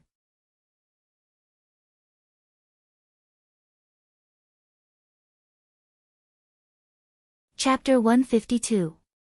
Yi Jiuge remembered that in the past alchemy competitions, the first 2 rounds were all about basic pills, and only in the last round would the more difficult pills appear. Who would have thought that they would use such a big move in the first round? No wonder the recommendation was cancelled. Gosh, how could it be the heart-nourishing pill? I've never practiced it before. Many examinees started wailing. The heart-nourishing pill was a rather unpopular pill. Coupled with the fact that the required herbs were rather complicated, very few people would refine this pill. Aside from experience, pill concoction also requires the ability to learn and comprehend. I will give you 3 sets of medicinal herbs and a pill formula. If you feel that you cannot concoct it, you can scram now, Dongfang Yao said impatiently. In the past, he had always relied on the basic pills that alchemists often refined. Every time he appraised the pills, it would be difficult to determine which one was better, which made him feel very annoyed. Recently, he had been researching a new pill formula, so he was not in the mood to host this alchemy competition. Thus, he simply chose a pill that no one practiced often and eliminated most of the people first. A 5th-grade imperial alchemist was just that capricious. Although Yi Jiuge had never refined the heart-nourishing pill before, she was not afraid of it. The heart-nourishing pill required 49 types of medicinal herbs to be concocted, and the apprentice brought over a large basket of medicinal herbs. Yi Jiuge poured out the medicinal herbs from the basket and arranged them in the small bamboo basket. When she examined the heart-nourishing flower, her pupils suddenly contracted. The heart-nourishing flower was about the size of a thumb. It had pink petals and gray stamens. It was the main ingredient of the heart-nourishing pill. In this large bunch of heart-nourishing flowers, there were a dozen small flowers with black spots on their stamens. It was impossible to distinguish them from each other. However, Yi Jiuge's eyesight was extraordinary. He could tell at a glance that this small flower with a black stamen was not a heart-nourishing flower, but a heart-devouring flower. Although the heart-devouring flower looked very similar to the heart-nourishing flower, its effects were the exact opposite. If it was refined as a heart-nourishing flower, it would become a highly toxic pill. Consuming it would result in a loss of spiritual energy, and in severe cases, death. Because they grew up in different environments, most people wouldn't make a mistake. Unless, the person who delivered the medicine made a mistake on purpose. Yi Jiuge looked up at a tall and skinny apprentice in front of him. He was the one who had delivered the medicine. The apprentice happened to be peeking at her out of the corner of his eye. When their eyes met, he immediately turned his face away guiltily. Other than the crown prince, she couldn't think of anyone else who could instruct an apprentice to tamper with her herbs. If it was an alchemist who was not familiar with the heart-nourishing pill, he might really fall for it. But to Yi Jiuge, it was a piece of cake. She didn't want to make it public, because it was useless to say it. The heart-devouring flower and the heart-nourishing flower looked very similar, so it was reasonable for the apprentices to say that they had made a mistake. Moreover, the selection of medicinal herbs was originally a part of the competition, so there was nothing to make a fuss about. After Yi Jiuge picked out all the heart-devouring flowers, he went to check the alchemy furnace and indeed found a problem. There were a few small holes on the furnace, which would lower the grade of the pill. Yi Jiuge didn't stand on ceremony this time and directly called the apprentice over to ask for a new alchemy furnace. In the referee room on the top floor. In addition to the main referee, Dongfang Yao, there were also 2 level 4 alchemists as assistant referees. The short and plump man was called Old Chen. The tall and thin man was called Elder Shao. Both of them were elders of Alchemy City. In addition to the 3 referees, the crown prince, Dongfang Jianming, was also present.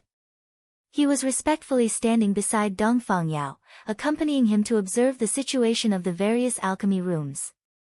Now that all the apprentices had started to concoct the medicinal herbs, Yi Zhouge's movements immediately attracted Dong Fangyao's attention. "What's the matter with number 36? Dong Fangyao frowned and asked. "She said that there's a problem with the alchemy furnace and wants us to give her a new one." Dong Fangyao's head apprentice, Li Zijuan, quickly asked about the situation. "Didn't I ask you to inspect it carefully? How could there be a problem?" Dong Fangyao's sharp eyes swept over. This was because the alchemy competition's medicinal herbs and equipment were distributed uniformly. Thus, he was very strict about this. "This disciple has failed in his duty, please punish me, master." Li Zijuan immediately bowed and apologized. "Uncle, this matter can't be blamed on Zijuan. That number 36 Yi Zhouge is a famous troublemaker. Unless you give her the 30,000 gold cauldron, she won't be satisfied." The crown prince added oil to the fire. "Who is Yi Zhouge?" Dong Fangyao was stunned. "She's Grandmaster Yun's granddaughter." Elder Chen added. "Isn't Grandmaster Yun's granddaughter trash? Why is she participating in the competition?" Although Dong Fangyao had been stationed in Alchemy City for many years, he had heard of Yi Zhouge's reputation as a trash. "Uncle, you might not know, but Yi Zhouge said that she had a fortuitous encounter. Not only did she recover her appearance and cultivation, she even became a second-rank alchemist." The crown prince pointed out with a smile. "So there was such a thing. What kind of fortuitous encounter did she have?" Elder Shao asked with interest. "Who knows? She said that she was able to recover her cultivation with a pill left behind by Grandmaster Yun in the Unbounded Abyss. I was just about to ask the Grandmasters if there really is a pill in this world that can allow someone with severed meridians to recover their cultivation and learn alchemy without a teacher." The crown prince exaggeratedly asked. "If there really is such a pill, then this old man would like to see it for himself." Elder Shao stroked his beard. He clearly didn't believe it. Elder Chen didn't say anything, but his chubby face was also filled with disapproval. The world is so big that nothing is too strange. Old man Yun has always been lucky, so it wouldn't be strange for him to leave behind some treasures for his bloodline.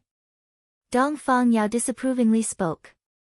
Although he didn't get along with Yun Tianwei in the past, ever since Yun Tianwei's disappearance, he felt more and more lonely without an opponent. Now that he heard someone questioning his opponent, it felt as if the person was questioning him. "Uncle is right, I am ignorant and inexperienced." The crown prince didn't think that the imperial uncle would speak up for Yi Zhouge. He originally wanted to pour dirty water on Yi Zhouge, but he immediately swallowed it back down. Dong Fangyao carefully looked at Yi Zhouge's pill concoction technique and nodded. "Not bad, it seems like you have practiced quite a bit." Yi Zhouge didn't know that she had already entered Dong Fangyao's eyes. She concentrated on processing the ingredients before starting the pill concoction. The heart-nourishing pill was difficult to concoct because there were too many ingredients. In order to completely fuse the medicinal liquid, one had to pay attention to the heat. One careless mistake could result in a waste pill, so one could only rely on the experience of an alchemist. However, Yi Zhouge's spiritual sense had greatly increased after her breakthrough. The 49 ingredients inside the cauldron were all clearly visible to her. At this moment, most of the ingredients had already dissolved. Only the heart-nourishing flour was still a bit lacking. She increased the heat, and after the heart-nourishing flour had completely dissolved, she lowered the heat to simmer it slowly. She didn't stay idle while she was simmering. She used her spiritual sense to flip the medicinal liquid up and down, so that it was evenly heated. Just as the pill was about to be finished, a sudden change occurred.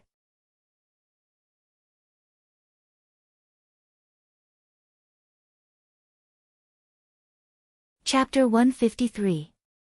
The originally quiet earth fires suddenly surged, turning into raging flames that spread out. The medicine shelves closest to the furnace were all set on fire. The fire was about to reach Yi Zhouge's face.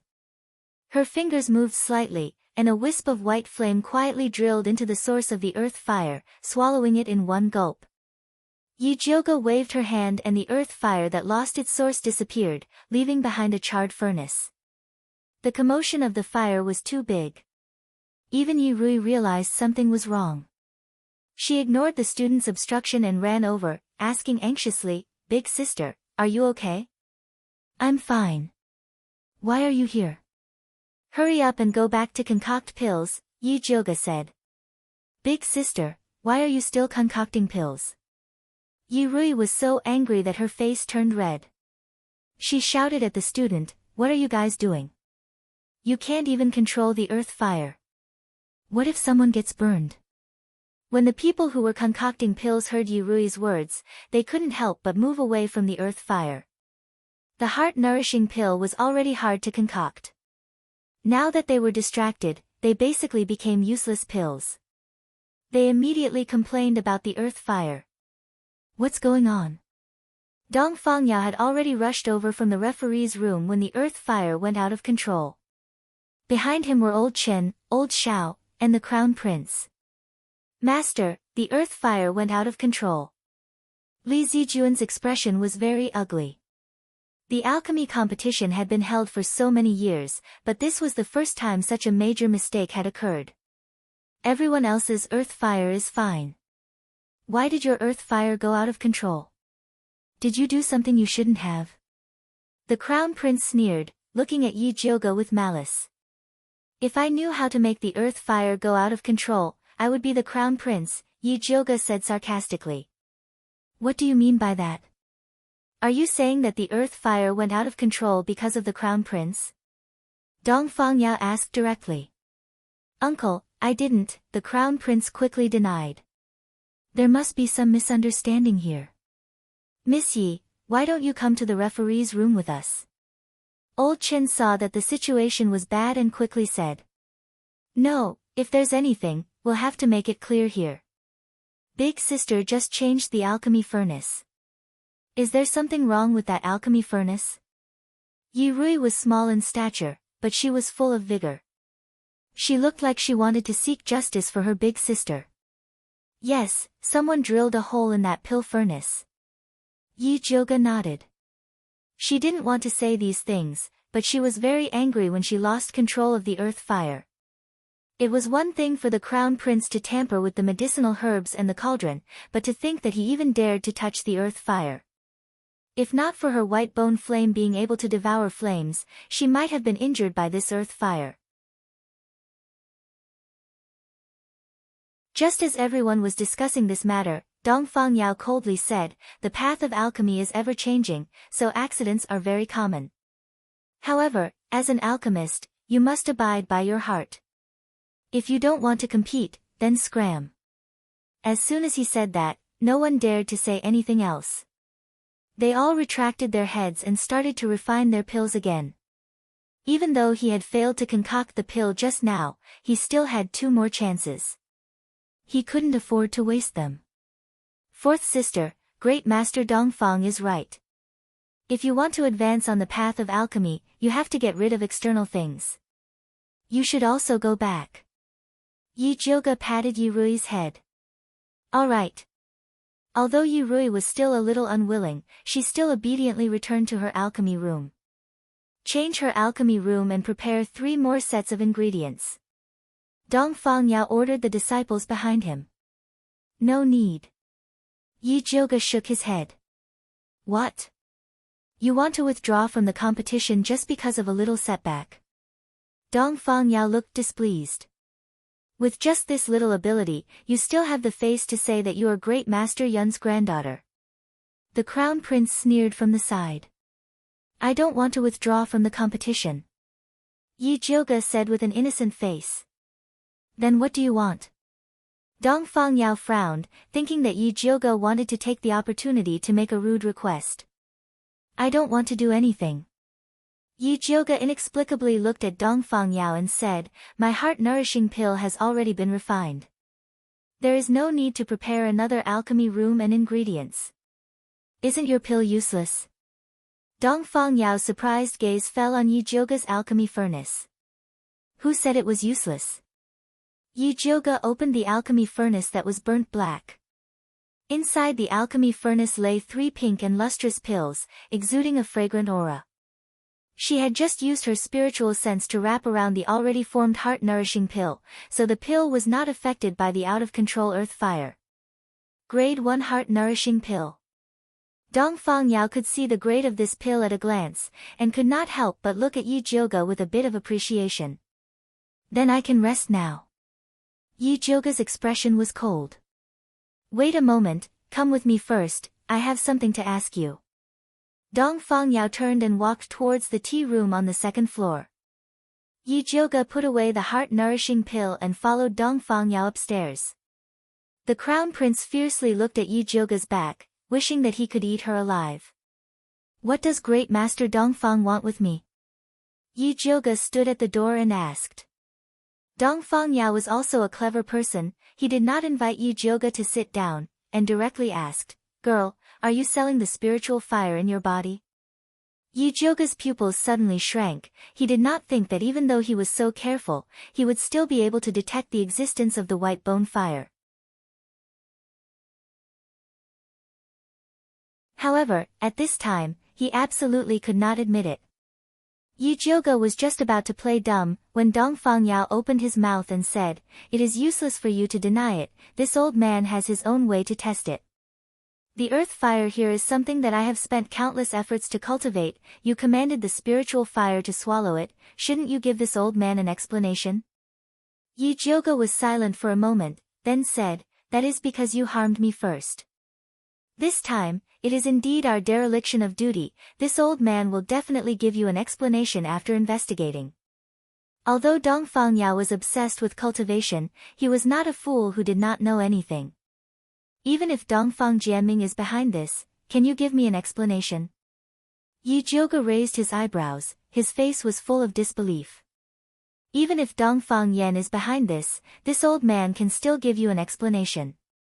Dongfang Yao was very domineering, he did not even put Xian Wu Emperor Dongfang Yan in his eyes.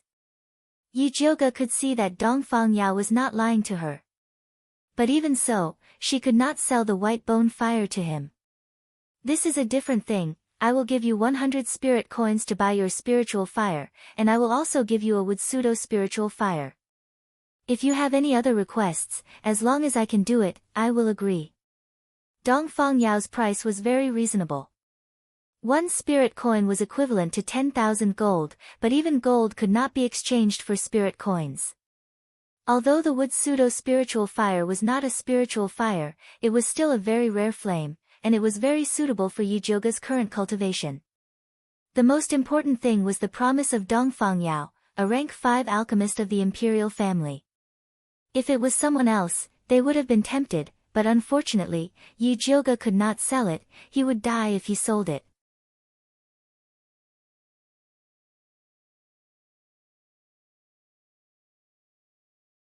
Chapter 154. Little girl, this price is already very reasonable. Don't push your luck. Dongfang Yao said with dissatisfaction. I'm not pushing my luck. I'm not selling. Yi Jioge said plainly. She had already integrated the white bone fire into her dantian. Digging it out was the same as opening a hole in her dantian. If you don't want to sell, then forget it. Dongfang Yao waved his hand in annoyance. If it was a small alchemist, he would have taken the spiritual fire even if he had to. However, Yi Jioge was Yun Tianwei's granddaughter, so he couldn't bring himself to do it. Seeing that Dongfang Yao was so easygoing, Yi Jioge felt a bit apologetic. After a moment of hesitation, she said, Actually, this spiritual fire is useless to you. What do you mean? Dongfang Yao asked in confusion. Yi Jioge raised his finger, and a wisp of white flame with a strange and serene aura appeared. The entire room became incomparably gloomy. Ghost fire? Are you crazy? You actually dared to store the ghost fire in your dantian. Dongfang Yao was shocked and looked at Yi Jioge as if he had seen a ghost. Ghost fire could only be used to refine yin pills, but spirit cultivators needed yang pills. Only evil cultivators and devil cultivators needed yin pills. Currently, there were very few yin pill recipes on the market. Even Dong Fang Yao only had a few, so this ghost fire was useless. Yi Jioga smiled and didn't explain. She couldn't tell Dong Fang Yao that she had a complete set of pill recipes. Little girl, you look soft, but you're quite brave. You're worthy of being old man Yun's bloodline. Although Dong Fang Yao felt that it was crazy for an alchemist to store a ghost fire, he still admired Yi Jioga's courage. Great Master Dong Fang, do you know my grandfather? Do you know where he went before he disappeared? Yi Jioga immediately asked. Little girl, don't misunderstand. I'm not familiar with your grandfather. Dong Fang Yao snorted arrogantly. Oh. Yi Jioga immediately became cold. Dong Fang Yao was a bit annoyed by her attitude. He coldly snorted and said, Old man Yun left too suddenly. I only heard that he went to a secret realm to find some treasure. Treasure? Could her grandfather's disappearance be related to the treasure map? Although Yi Jioga was surprised, his expression did not change. He said calmly, Thank you for your guidance, Master Dongfang. Little girl, don't learn from old Yun and go searching for treasures. How could there be so many treasures in this world for you to find?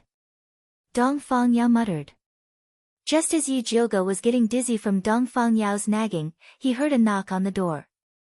Li Zijuan said respectfully, Master, the competition is over. Dongfang Yao replied in a dignified manner before instructing Yi Jioga, take your pills and leave.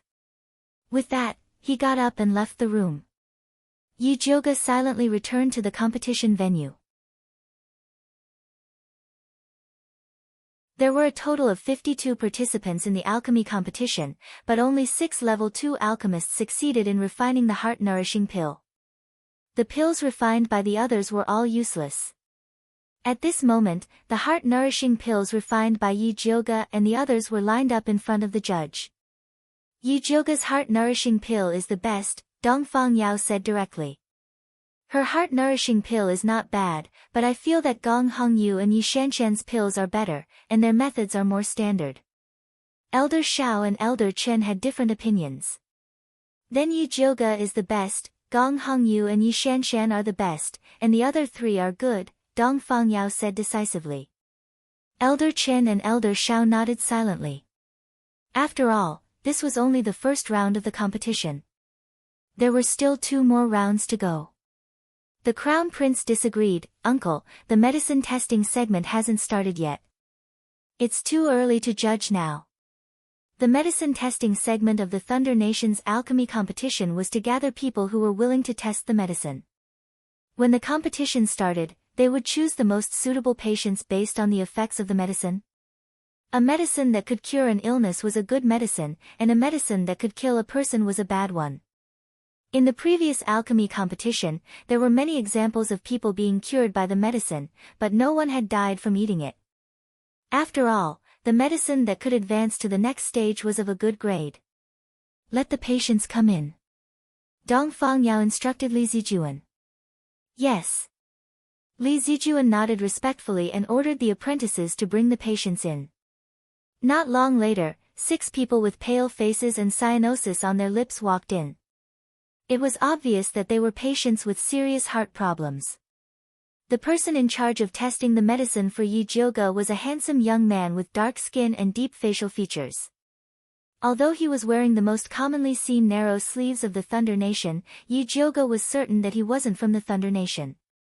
When the other patients saw the medicine, they all revealed expressions of surprise, nervousness, excitement, fear, and worry. Only this young man's eyes were lowered, and he was strangely calm. Let's start testing the medicine. Li Zijuan instructed the apprentices to help the patients take the heart-nourishing pill. Gong Hongyu's patient was a slender young lady with a beautiful appearance. She clutched her chest and looked like a sickly beauty. After taking the heart-nourishing pill, her pale face gradually became rosy, and her slightly bent body straightened up. She seemed to be in high spirits, and her face was glowing as if she had taken the divine medicine. Heavens, my illness is completely cured. Thank you, Master, for saving my life. The lady immediately knelt on the ground and began to sob. From what I see, Gong Hongyu's medicine is the most outstanding. The Crown Prince nodded in satisfaction. Yi Jioga's eyes flashed with a trace of disdain. Although the heart-nourishing pill would have an obvious effect on the patient, this young lady's performance was a little too exaggerated. Either her illness wasn't as serious as it seemed, or she was a healthy person. With the Crown Prince's personality, it was possible that he would do such a thing in order to help Gong Hongyu win. Yi Shanshan didn't know how Yi Shanshan felt when she saw the Crown Prince helping Gong Hongyu. Yi Shanshan's patient was a skinny young man of 17 years old. His thin lips were deep purple, and he seemed to be having difficulty breathing. After taking the heart-nourishing pill, his breathing immediately became smoother. The purple on his lips faded and was replaced by a faint pink. He seemed to be much more energetic. He solemnly kowtowed 3 times to Yi Shanshan, thanking her for saving his life. The other patient's conditions also improved after taking the heart-nourishing pill. However, compared to Gong Hongyu's medicine, they were far inferior. Finally, only the young patient, Yi Jioga, was left. Eat it. The apprentice who helped the young man get the medicine was the one who gave the medicine to Yi Jioga. The young man fixed his eyes on the pill. His slightly dark handsome face revealed a determined expression. He took it and swallowed it. Because Yi Jioga's medicine was rated the best, everyone wanted to see the effect of her medicine. After taking the heart-nourishing pill, the young man's pale face gradually became rosy. His purple lips also returned to normal. Although it wasn't as exaggerated as Gong Hongyu's, the effect was not bad. At this point, the medicine testing segment was over. The Crown Prince was just about to suggest changing Gong Hongyu's medicine to the best when there was a sudden commotion among the people testing the medicine. The young man who took Yi Jioga's medicine staggered and rushed out. His expression was ferocious and painful. He opened his mouth as if he wanted to say something, but he suddenly spat out a mouthful of bright red blood and fell heavily to the ground.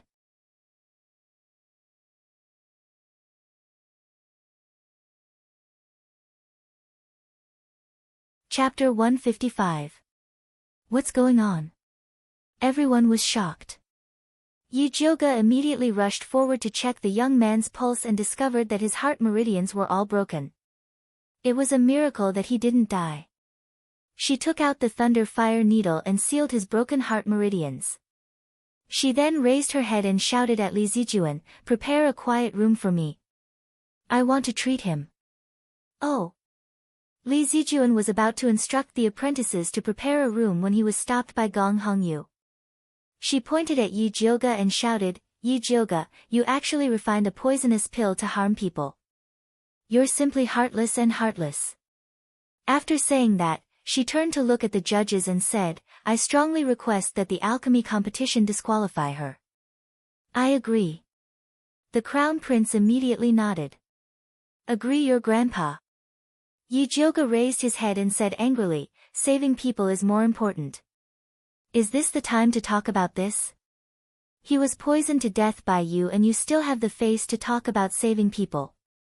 Gong Hongyu coldly snorted and said to Dongfang Yao, "Grandmaster, Yi Jioga is vicious and merciless. You must not tolerate her." Dongfang Yao picked up Yi Jioga's remaining heart-nourishing pill and sniffed it.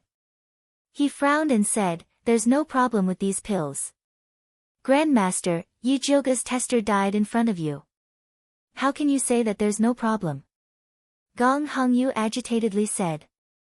"Gong Hongyu, you keep saying that there's a problem with my pills. Did you do something?" Yi Jioga saw that he couldn't save people if he didn't clear the pill.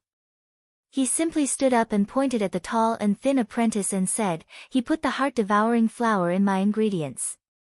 "You must have instructed him." "What heart-devouring flower? I never sent it." The tall and thin apprentice hurriedly shook his head in denial. "If you didn't send these heart-devouring flowers, then did I bring them in myself?" Yi Jioga took out a heart-devouring flower from his pocket and sneered. Li Zijuan took the ingredients from Yi Jioga's hands and carefully looked at them before handing them to Dongfang Yao. "It seems to be heart-devouring flower." Dongfang Yao glanced at it and knew it was heart-devouring flower. Because this flower was too similar to the heart-nourishing flower, he specially told the apprentices to choose carefully. He didn't expect that someone would deliberately put a large amount in. Dong Fang Yao knew very well who was behind this. He had wanted to warn the Crown Prince after this round of competition was over, but he couldn't help it now. The Crown Prince didn't know that his uncle was already dissatisfied with him. He said with justice, "I don't know anything about the heart-devouring flower. I only know that your medicine tester died after eating your pill. This is your responsibility. Unfortunately, my medicinal tester is still alive. I fear I will have to disappoint your highness," Yi Jioga said coldly. Although the medicine tester was no different from being dead, she had to save him because of the Crown Prince's words. Dong Fang Yao calmly stepped forward to take the pulse of the youth. He then took out a bottle of third-stage heart-nourishing pills and said to Yi Jioga, "Let him take this." Yi Jioga took it without hesitation and poured it all into the young man's mouth. The young man's deathly pale face finally regained some color. "Imperial uncle, he is just a tester. You actually gave him such a good pill. Isn't it too wasteful?" The Crown Prince was furious. A third-stage heart-nourishing pill was something that couldn't be bought with money. To actually give it to a dying alchemist, the imperial uncle was really muddle-headed. Because the young man's condition was the most serious, his heart meridian was already extremely weak. He could die at any moment, so the imperial uncle specially gave it to Yi Jioga. He didn't think that the imperial uncle would help Yi Jioga like this. "Shut up." Dong Fang Yao raised his head and fiercely said to the Crown Prince, "Before you came, everything was normal. Now that you've interfered, there are problems everywhere. I can't tolerate a big Buddha like you here. You should go back to Shangjing." "Imperial uncle, what do you mean?" The Crown Prince was so shocked that his voice trembled. "That's right, Great Master Dongfang. It was clearly Yi Jioga who made the wrong pill and caused the death. How can you blame the Crown Prince?" Gong Hongyu was also dissatisfied. She wanted to help the Crown Prince, but she didn't think that Dong Fang Yao was preparing to deal with her. "Gong Hongyu, you are disqualified." Dong Fang Yao's eyes were very cold. "Why?" Gong Hongyu screamed. "Because you cheated." Dong Fang Yao wasn't blind. He could naturally see that Gong Hongyu's tester was not a patient. If it was any other time, he would turn a blind eye. After all, Gong Hongyu's pills were quite good. But since she was so arrogant, she couldn't blame him for not giving face to the Gong family. Gong Hongyu was so angry that she trembled, but she didn't dare to contradict the angry Dong Fang Yao. She fiercely glared at Yi Jioga, then ran out in tears. Elder Chen and Elder Shao looked at each other, not daring to make a sound. The other alchemists also maintained their silence. "The test is over. Let the evaluation begin," Dong Fang Yao once again ordered. Although Yi Jioga's tester did not die, her evaluation still became the lowest. The other 3 second-stage alchemists were still good, so the best result was Yi Shanshan. Yi Jioga didn't care about this result. He only asked Li Zijuan to help send the tester to his Flying Frost Pavilion. Li Zijuan did as Dong Fang Yao said. In the Rising Heaven Pavilion, the Crown Prince's face was as ugly as a dark cloud. Once he returned to his courtyard, he immediately called Su Junqing over and scolded him. "Didn't you say that if we followed your plan, we would definitely be able to pull Yi Jioga down? How come she not only won the competition, but also caused me to be despised by Imperial Uncle?" When he thought that his Imperial Uncle would tell this matter to his Imperial Father, his entire body froze from the top of his head to the bottom of his feet. "Your Highness, please calm down. I didn't expect things to turn out this way." Su Junqing had set up layers of traps to push Yi Jioga and Wan Xiang into the land of 10,000 calamity. He didn't expect that Yi Jioga not only didn't fall for his trap, but also hit the Crown Prince. "I don't care what method you use, I will kill Yi Jioga," the Crown Prince said angrily. "Don't worry, Crown Prince. Even if Yi Jioga wins the pill refining competition, she won't be able to escape from our palms. Su Junqing said confidently. You say that every time, but when can you do it well?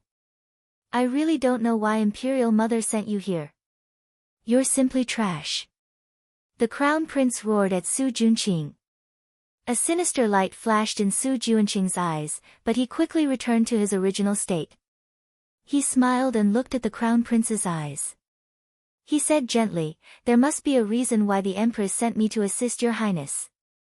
You can choose not to believe me, but you can't not believe the Empress. The Crown Prince looked at Su Junqing's bottomless eyes and suddenly felt that Su Junqing was right. Everyone could be wrong, but not his Imperial Mother. Then I'll believe you once more. The Crown Prince said unwillingly. Yes, Your Highness, please do as I say. Su Junqing said his next step of the plan. The Crown Prince was shocked after hearing it.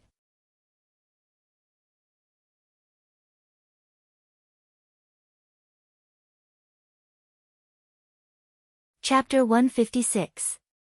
Are you crazy? That's someone from the Gong family. The Crown Prince looked at Su Junqing in disbelief. Your Highness, this subordinate knows that you want to rope in the Gong clan, but Gong Hongyu is definitely not a good choice, because the person she likes is Dongfang Quebec. No matter how well you treat her, it's useless. Su Junqing said slowly. The Crown Prince immediately thought of how Gong Hongyu had complained about him being useless after being disqualified by Dongfang Yao. The more he thought about it, the angrier he got. He couldn't help but clench his fists and said fiercely, You're right, a stupid woman isn't worth roping in. It's better to use her for something more useful. Your Highness is wise. Su Junqing's lips curled up and he left. When he returned to his room and opened the door, he smelled a faint fishy smell. Junior brother, I heard that you were scolded badly today. Lu Yunfei's sweet voice sounded from Su Junqing's bed. Then, a fair and tender lotus root-like arm lifted the green bed curtain, revealing a delicate face and fair and smooth shoulders. Senior sister is indeed powerful, nothing can hide from your eyes. Su Junqing looked down, not daring to look at the bed. How is it? Do you want senior sister to help you vent your anger? Lu Yunfei got off the bed naked. The man's corpse lying behind her looked like a skeleton. Lu Yunfei had just sucked the essence and blood of a martial artist. Her skin was glowing and a faint fragrance floated to the tip of Su Junqing's nose. Thank you for your kindness, senior sister, but the Crown Prince is still useful. Let him go first. Su Junqing looked at his nose and silently closed his nose aperture. If you come and help me put on my clothes, I'll consider letting him go. Lu Yunfei laughed, the white swaying on her chest reflecting a dazzling light. Yes. Su Junqing calmed down again and picked up the pink dudu on the ground to help Lu Yunfei put it on. The whole process was very calm. I couldn't tell that little junior brother is a good person. Lu Yunfei put on her clothes and pinched Su Junqing's chest.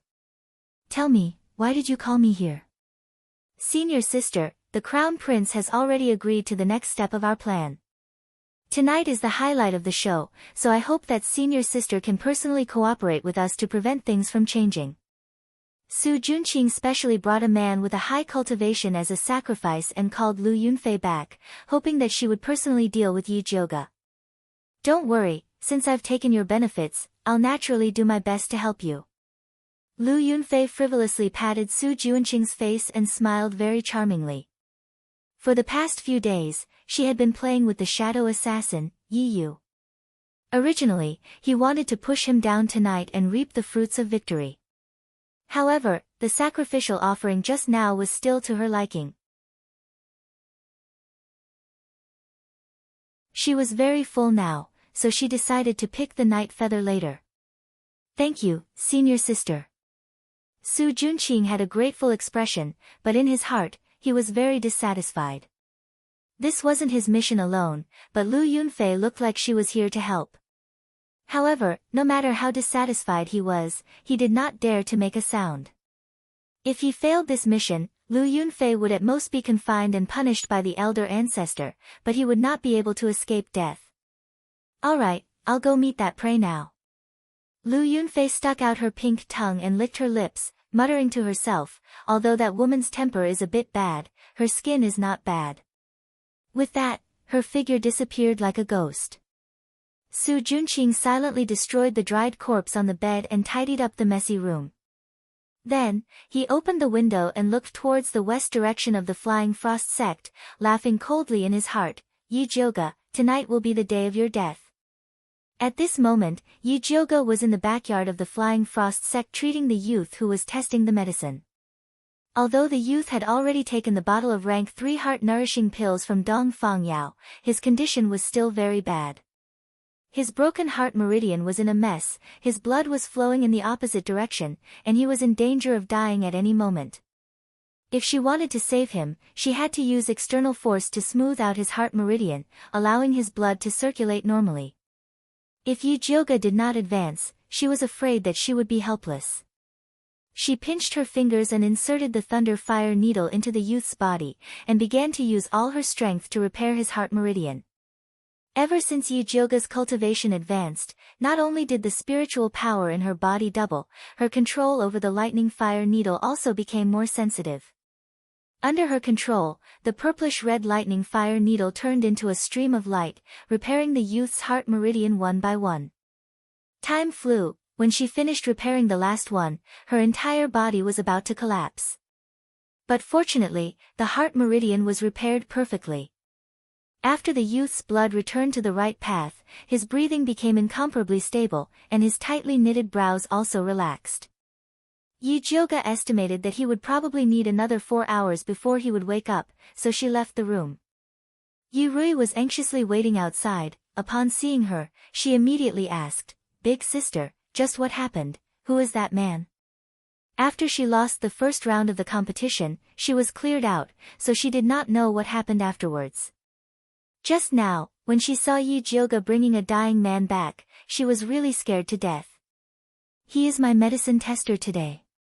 Yi Jioga told her what happened in the competition.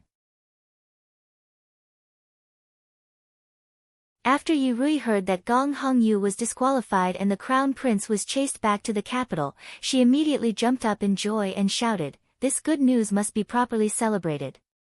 Let's celebrate then." Yi Jioga saw that the crown prince and Gong Hongyu were out of luck, so she was also very happy. "Qing Hu, Qing Lu, Yu Dai, Hua Dai, take some money to the small kitchen and have them make a few more dishes. Tonight, we will have a big meal." Yi Rui excitedly said. "Yes." Qing Hu, Qing Lu, and Yu Dai all responded. "Where is Hua Dai?" Yi Jioga glanced around and found that a little maid was missing. Hua Dai heard that there is a pastry shop in Alchemy City that makes very authentic hawthorn cakes, so she wanted to buy them for Big Miss to try. Looking at the time, they should be back soon. Yu Dai quickly said. Yi Jioga couldn't help but frown and said, "These days are not peaceful, don't go out too much in the future." This time, the crown prince suffered such a big loss, so he was afraid that he would not be satisfied and randomly bite people. "Yes, this servant understands." Yu Dai and the others quickly nodded. Qing Hu took the money to the small kitchen and came back to report, "Big Miss, official one has come to visit and is waiting in the front hall." Although Wan Xiang and Yi Jioga were very familiar, there was a difference between men and women, so visiting etiquette was still necessary. "Tell him to wait for a moment. I will go down after I change my clothes." Yi Jioga's body was filled with the smell of medicine. "Yes." Qing Hu bowed and went down. Yi Jioga changed his clothes and came to the front hall to see Wan Xiang sitting on a chair with a frown. "Big brother Wan, is there something troubling you?" Yi Jioga curiously asked. "This time, I came to tell you something." Wan Xiang brought bad news to Yi Jioga.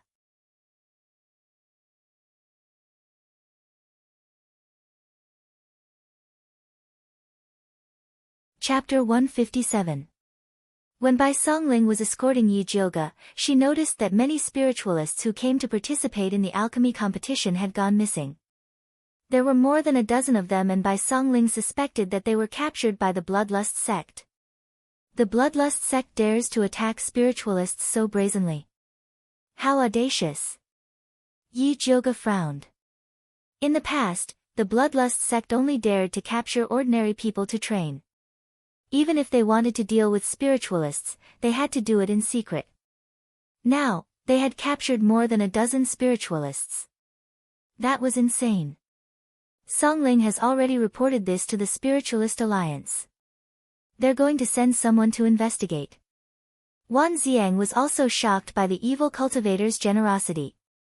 A dozen spiritualists was not a small number. They had to report it to the Spiritualist Alliance. Otherwise, the Spiritualist Alliance might even blame them for hiding the truth. Do you know who they'll send? Yi Jioga was worried that the Spiritualist Alliance would send an arrogant idiot who would drag them down. I'm not sure. Wan Xiang shook his head. His network wasn't strong enough to infiltrate the Spiritualist Alliance. But don't worry, the Thunder Nation is still our territory. The Spiritualist Alliance is mainly here to investigate. We just need to stabilize ourselves. Wan Xiang had been in the Alliance before and knew how slow they were. However, as long as the Spiritualist Alliance decided that the Bloodlust sect was a scourge, they would issue a kill order and all spiritualists would hunt them down. This was the most important thing. Yi Jioga was confident in Wan Xiang's judgment. This is still a secret. Don't tell anyone else in case they panic. Wan Xiang warned. Don't worry, I know the severity. Oh right, where's Yi? Why hasn't he come to find me? Yi Jioga hadn't seen Yi in 3 days. It was strange. Yi found Lu Yunfei outside the city and is looking for her. Wan Xiang said. Tell him to be careful. Yi Jioga told Wan Xiang about the evil cultivator's aura last night. Don't worry, I'll keep an eye on the Crown Prince. Wan Xiang didn't dare to relax. There's no need to keep an eye on him. The Crown Prince is preparing to scram back to Shangjing. Yi Jioga told him about the competition again. Wan Xiang was shocked, but he quickly smiled. I believe that once this news spreads, it will be very difficult to keep the position of the Crown Prince. No one knew better than him how much importance the Emperor placed on this alchemy competition. Not only did the Crown Prince not do his job properly, but he also abused his power to disrupt the competition and made a mess. If the Emperor knew about this, he would definitely be furious. Originally, after the news of Dongfang K's recovery had spread, the ministers had always wanted to change the position of the Crown Prince. Now that the Crown Prince had handed himself over, it was really frighteningly stupid. Logically speaking, the Crown Prince shouldn't be so stupid. Based on Yi Jioga's understanding of the Crown Prince, no matter how much he hated him, he wouldn't joke about the competition. The Crown Prince's recent actions are indeed somewhat abnormal, Wan Xiang thought for a moment, then said hesitantly, could he have also fallen for Su Juanqing's bewitching spell? It's possible, then it's really a dog-biting dog, a mouthful of fur, Yi Jioga said with schadenfreude. Su Juanqing never does useless things, you must not let your guard down. Look after the people around you, in case they are used by him. Although Wan Xiang had never met Su Juanqing face to face, he knew that his bewitching spell was very powerful. When Yi Jioga heard this, his heart jumped, and he hurriedly called Yu Dai in. Is Hua Dai back yet? Not yet. Yu Dai also had an anxious expression. Hua Dai had left early in the morning. No matter how slow she was, she should have returned by now. Big brother Wan, I have a personal servant girl who went out this morning and hasn't returned yet. Can I trouble you to help me look for her? Yi Jioga had a very bad feeling. Okay, I'll send someone to look for her now. Wan Xiang immediately ordered his subordinates to investigate the pastry shop where Hua Dai had bought hawthorn cakes from. Unfortunately, Wan Xiang's subordinates had led the soldiers to the street where the pastry shop was located, but no one had seen Hua Dai. It was very obvious that this little servant girl had gone missing. When Yu Dai heard this news, she immediately burst into tears. She kept muttering that it would have been better if she had stopped Hua Dai from going out. Qing Hu and Qing Lu were also very anxious. Yi Rui's mood was even worse. Her hands were clenched so tightly that they were about to become two fried dough twists. Hua Dai's disappearance made her recall the days in the Black Cellar. The girls who were tortured and killed by the heretic cultivator were all of the same age as Hua Dai. Yi Jioge was the calmest out of all of them. As she comforted Yi Rui's emotions, she ordered Wan Xiang to continue his search. If she's alive, I want to see her. If she's dead, I want to see her corpse. I don't believe that she would disappear in Alchemy City all by herself, Yi Jioge said fiercely. Don't worry, I will definitely get to the bottom of this, Wan Xiang nodded. In the dead of night, the alchemy tower was completely silent. A cold breeze blew past, scattering frost on the floor. Yi Jioge was not in the mood to cultivate. She laid on the bed, tossing and turning, unable to sleep. The news of Hua Dai's disappearance was like a stone pressing on her chest. She had always been searching for the heretic cultivator, but in the end, the heretic cultivator took away her personal servant. To her, this was simply a provocation. At this moment, a strange aura floated in from the window. Yi Jioge opened her eyes and silently sat up. She opened her spiritual eye to look outside the window. She saw a faint purple light coming in from the window. It was a purple scorpion the size of a fist. It was swaggering around the room. Yi Jioge lifted the curtains to take a closer look. She discovered that there was a small golden earring tied to the scorpion's body. It even had the word flower written on it. She immediately knew that this purple scorpion was related to Hua Dai's disappearance. The purple scorpion felt Yi Jioge's gaze. It suddenly raised its tail and shot a faint purple poison needle towards Yi Jioge. Yi Jioge raised her hand to deflect the poison needle. A purple light shrouded the purple scorpion. The purple scorpion saw that the situation was not good. It immediately turned and ran. Its speed was as fast as lightning. Yi Jioge did not have time to think and subconsciously chased after it. After the purple scorpion left the alchemy tower, it made a few turns before arriving at a rocky hill in the outskirts. Then, its figure flashed and it entered the tallest pile of rocks.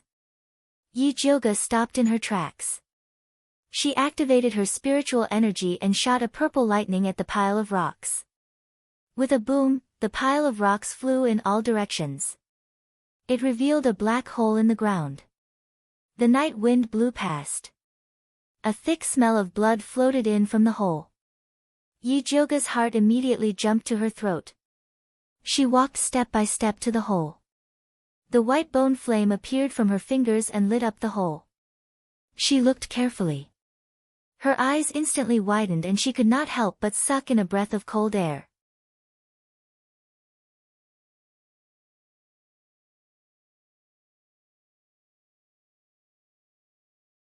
Chapter 158. A skinned female corpse was tossed in the gloomy underground cave. The bloody red flesh was extremely shocking. His cracked eye sockets and dilated pupils were filled with deep resentment, making one shudder in fear. Yi Jioge felt a chill. She endured the nausea and looked at the female corpse's skull. There was a hole at the fontanelle. It was a sign that the spiritual root had been dug out. She was not a flower butterfly with spiritual roots. However, this female corpse was too miserable. Yi Jioge could not recognize who it was. She used her white bone flame to light up the cave. She found that there were more than 10 corpses behind the skinned female corpse. Although they were wearing different clothes, they were all sucked dry of blood. They should be the pill refiners that went missing. Yi Jioge's heart was beating fast. She felt inexplicably uneasy. That purple scorpion was undoubtedly the spiritual pet of the heretic cultivator. What did it want to do by leading her to this cave? Yi Jioge carefully looked at the cave, trying to find the location of the purple scorpion. Suddenly, the sharp sound of a spiritual arrow piercing through the air came from behind her. She immediately turned and formed a seal. The spiritual energy in her body surged, forming a purple barrier, blocking the green spiritual arrow. The green spiritual arrow turned into spiritual energy and disappeared in the air. In the next second, a light green figure landed in front of her. The person was handsome, slender, and had a green 7-leaf clover on his chest, representing his identity in Alchemy City. It was Dongfang Yao's head disciple, Li Zijuan.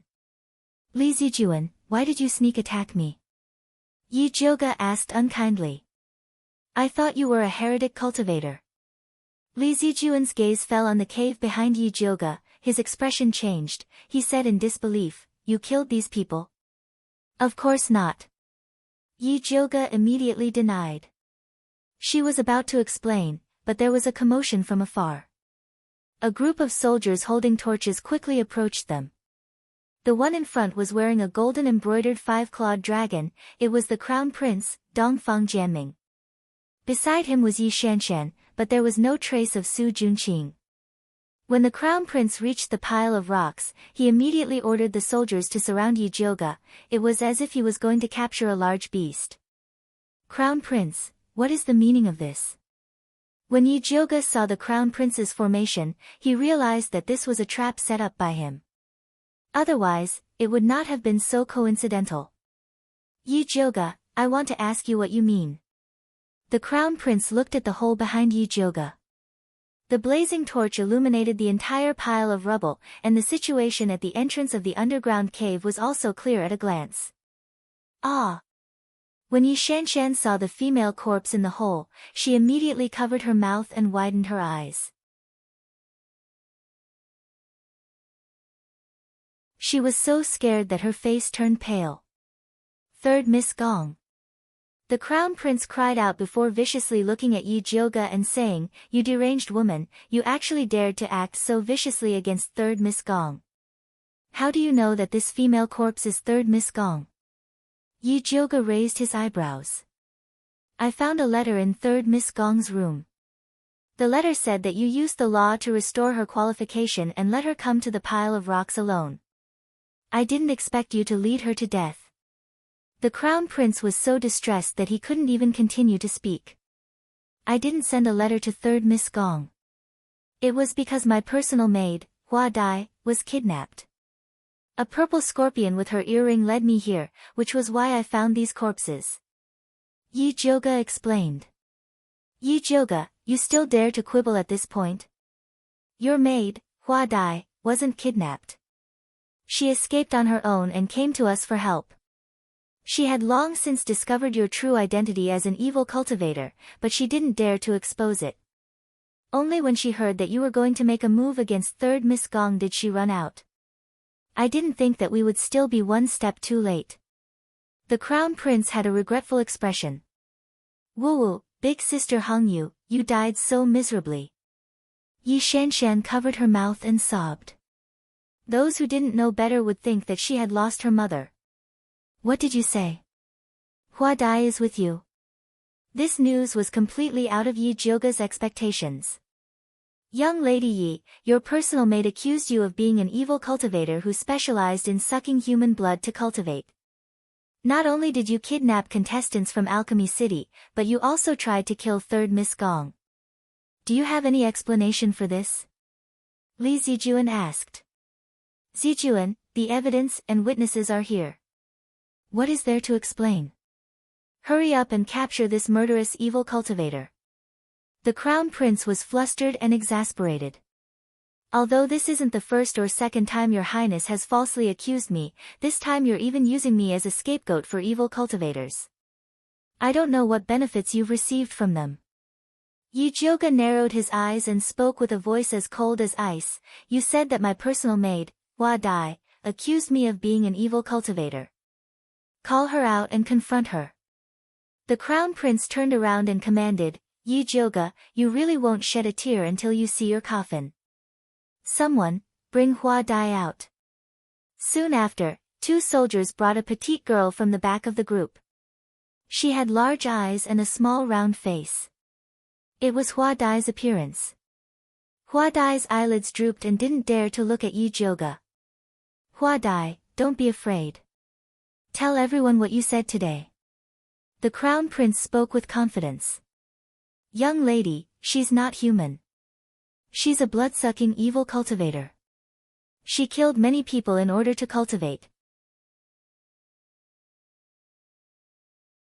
She even said that third Miss Gong always went against her and that she had to peel off her skin and dig out her spirit root to appease her hatred. Hua Dai's voice and body trembled uncontrollably. Yi Jioge stared at Hua Dai and spoke word by word, "Since you have the guts to falsely accuse me, why don't you have the guts to look at me? Young lady, please don't kill me." Hua Dai knelt down with her head touching the floor in fear. "If you're really Hua Dai, then I won't kill you." Yi Jioge's eyes turned cold. She didn't believe that the chattering maid would betray her. Unless she was under Su Juanqing's bewitching spell. Or perhaps this wasn't Hua Dai at all, but a fake. "Hua Dai, don't be afraid. With me here, Yi Jioge can't touch you." The crown prince stepped forward and blocked Hua Dai. He pointed at Yi Jioge and shouted, "Yi Jioge, you bloody and cruel evil cultivator. You killed so many people for the sake of cultivating evil techniques. Hurry up and surrender. Your Highness, if I'm really an evil cultivator, can't Master Dongfang tell?" Yi Jioge looked at Li Zijuan and said, "Evil cultivators all have evil energy and can't hide it from people with higher cultivation. Master Dongfang is a spirit master. Do you think I can hide it from him?" This. Li Zijuan obviously didn't dare to say that his master was wrong. However, the crown prince had Gong Hongyu's will and Yi Jioge's maid as a witness. Yi Jioge was indeed suspicious. At this moment, Yi Shanshan suddenly stood up and said firmly, "Seniorly, although I can't prove that big sister is the murderer, I can prove that she is indeed cultivating evil techniques."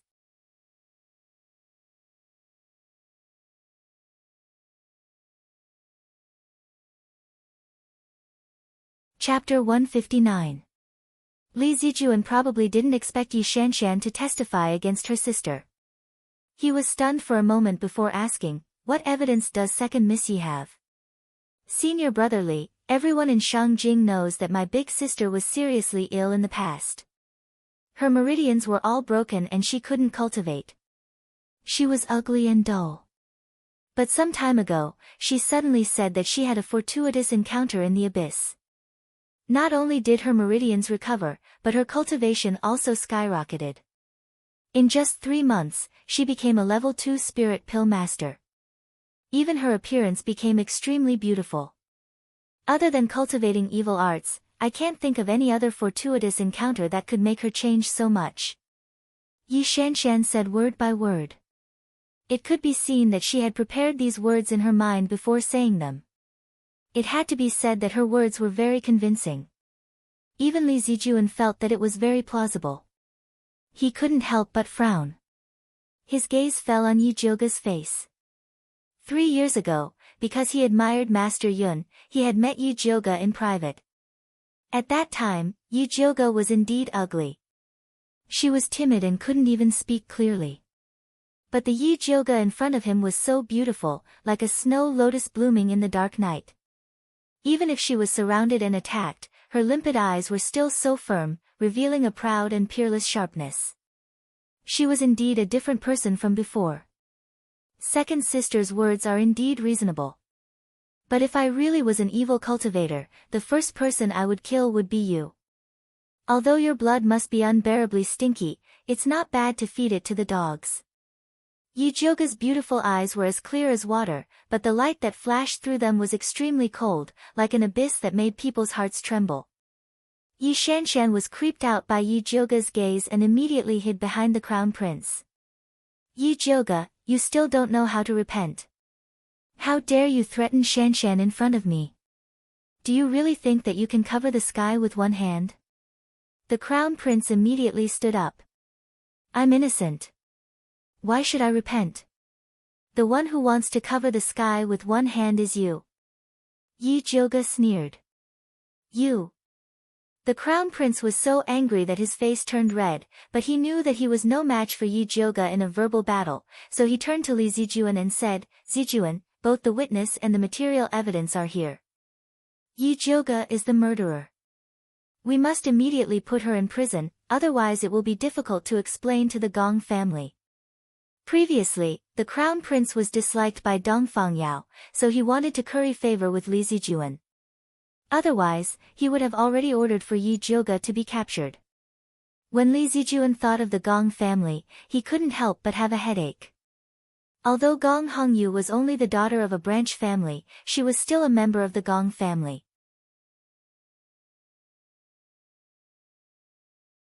She came to participate in the Thunder Country's alchemy competition, but in the end, she died a tragic death in Alchemy City. No matter what, Alchemy City couldn't be separated from this matter. They had to give them an explanation. Li Zijuan sighed and said to Yi Jioge, "Miss Yi, now that we have the witness and the material evidence, you are the biggest suspect. Please cooperate with the investigation. If you are really innocent, we will definitely give you an explanation." Yi Jioge's thoughts raced. She knew that it was impossible for her to escape from this situation. Since Li Zijuan's attitude was quite good, she might as well give him some face and go with him. She glanced at the shivering Hua Dai hiding behind the soldiers before speaking to Li Zijuan. "I can go with you, but Hua Dai cannot be left with the crown prince. Hand her over to Wan Xiang." "No." The crown prince immediately objected. "Who doesn't know that Wan Xiang has an affair with you? How can Hua Dai be left alive in his hands?" Yi Jioge narrowed her eyes at the crown prince before slowly speaking to Li Zijuan. "The events of the alchemy competition are still fresh in our minds. You should be well aware of the crown prince's character. I don't trust someone like him to investigate the heretical cultivators. Who knows if he has an affair with them or not?" "Bullshit. How could I have anything to do with heretical cultivators? Don't slander me." The crown prince almost jumped out of his seat. Li Zijuan recalled the crown prince's manipulation of the alchemy competition and felt that he was an unreliable person, so he said, "This matter happened in Alchemy City, so I have the responsibility to thoroughly investigate this matter. I will personally send someone to watch over Hua Dai." "Zijuan!" the crown prince shouted, but after seeing Li Zijuan's determined expression, he could only shut his mouth. "Then you have to keep an eye on Hua Dai. Otherwise, after she is killed, they will blame it on me." Yi Jioge glanced at the crown prince with a clear hint of meaning. "Of course." Li Zijuan nodded. He had his people watch over Hua Dai before speaking to Yi Jioge. "Let's go." "What about the corpses?"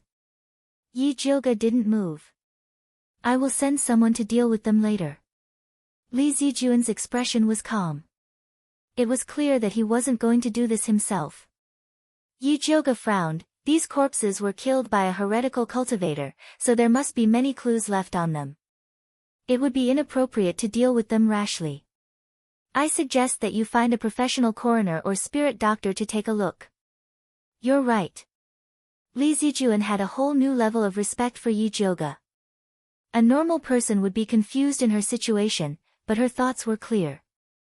She didn't seem like a murderer at all. "Humph, hypocrite." The crown prince laughed disdainfully and said to Li Zijuan, "Zijuan, don't be bewitched by this witch. Heretical cultivators are best at bewitching people."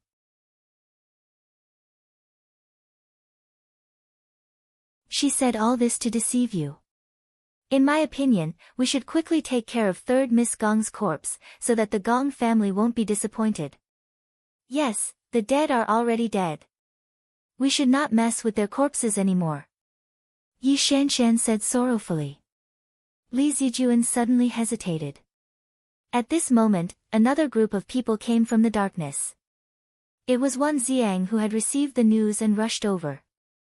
When he saw Yi Jioge surrounded by the crown prince, he immediately asked unkindly, "What is going on?" "Yi Jioge cultivates heretical arts. She killed people and drank their blood. The evidence is conclusive. We are going to take her to the prison for interrogation." The crown prince spoke first. "That's impossible." Wan Xiang firmly denied. "Anyone can be a heretical cultivator, but not Yi Jioge." "How do you know it's impossible? Are you the real murderer?" The crown prince's attitude was aggressive. Just as Wan Xiang was about to argue, he was interrupted by Yi Jioge. "Big brother Wan, His Highness the Crown Prince is determined to falsely accuse me. No matter what you say to him, it's useless. It's better to quickly find evidence to prove my innocence. Gong Hongyu's will and Hua Dai's testimony were very unfavorable to her, not to mention Yi Shanshan's interference. In this situation, only by finding the real murderer could she prove her innocence. Wan Xiang immediately calmed down and his eyes quickly became clear. Seeing that he had calmed down, Yi Jioga said seriously, "Brother Wan, there is something wrong with the corpse in the cave."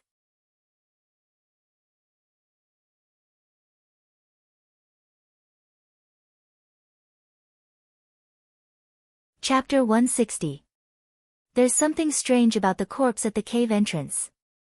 As Yi Jioga spoke, his gaze drifted toward the crown princess. There was a meaningful look on his face.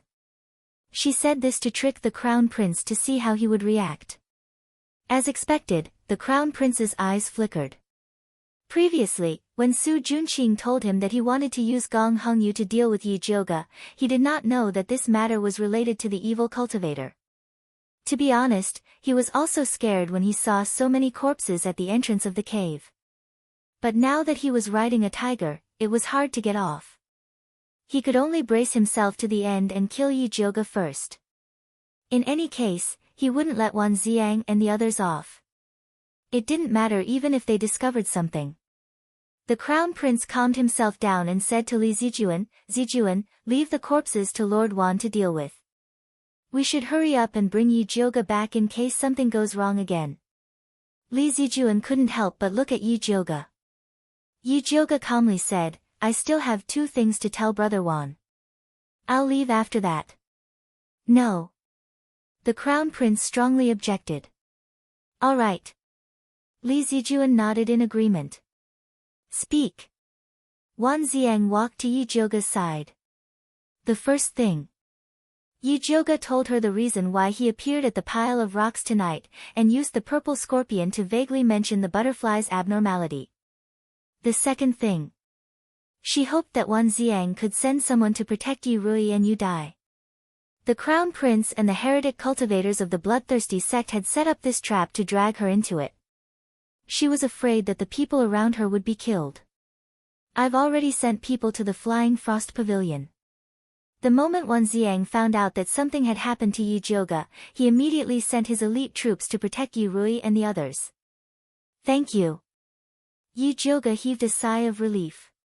He knew that Wan Xiang was reliable. Who would have thought that Wan Xiang would reveal a look of hesitation? Yi Jioga's heart immediately jumped and he quickly asked, "What's wrong? Did something happen?" "It's not a big deal. It's just that your medicine tester has disappeared. I've sent people to look for him, but they couldn't find any trace of him." Although Wan Xiang felt that the tester was not that important, he still had to mention it. "So be it," Yi Jioga said disapprovingly. In any case, she had only saved the tester out of morality. I don't think it's gone, but you ate it." The crown prince said maliciously, "At that time, I was wondering why you would be so kind as to use the elixir to save someone. So it was to use him for cultivation. Your Highness the Crown Prince, please be careful with your words before finding out the truth. Otherwise, it would be bad if the emperor heard about it." Wan Xiang looked at the crown prince with a sharp gaze. "Wan Xiang, are you threatening me?" The crown prince raged. "I'm just speaking the truth." Wan Xiang had never put the crown prince in his eyes before, and now he wouldn't be polite to him. "Wan Xiang, how dare you insult the imperial family? Do you really think that I don't dare to punish you?" The crown prince's face was red with anger. He was about to order the arrest of Wan Xiang, but was stopped by Li Zijuan. "Your Highness, please calm down. The most important thing now is to investigate the case of the evil cultivator." Li Zijuan's words were meant to smooth things over, but in the crown prince's ears, it was as if his face was nothing. Yi Jioga coldly added, "Big brother Wan, senior brother Li is right. The most important thing now is to investigate the evil cultivator. If a mad dog wants to bark, let it be." The crown prince's expression was frighteningly gloomy. He clenched his fists so tightly that his nails pierced into his flesh. When he sits on the throne, he will definitely make these damned fellows look good. Li Zijuan didn't notice the crown prince's abnormality. He helplessly said to Yi Jioge, "Miss Yi, since you've finished explaining, let's go." "Okay."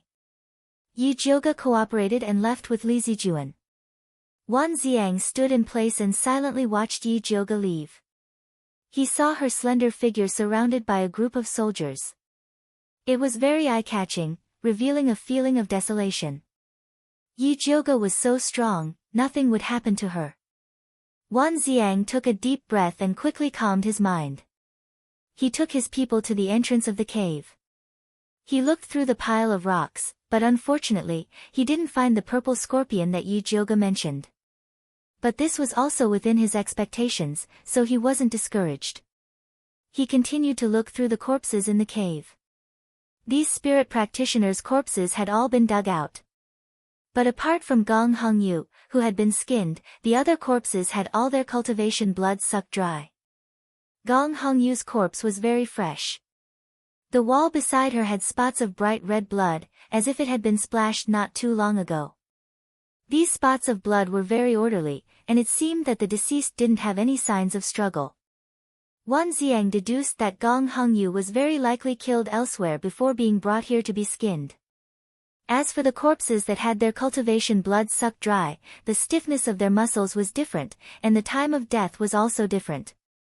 Wan Xiang carefully searched for a long time. Finally, he found a thin layer of red clay on the soles of these corpses. Gong Hongyu's soles also had it, which meant that they had been to the same place.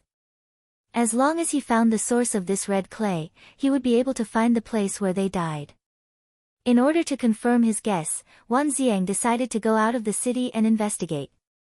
But before he left the city, he wrote all the information he found on a letter and gave it to Li Zijuan, asking him to pass it to Yi Jioge.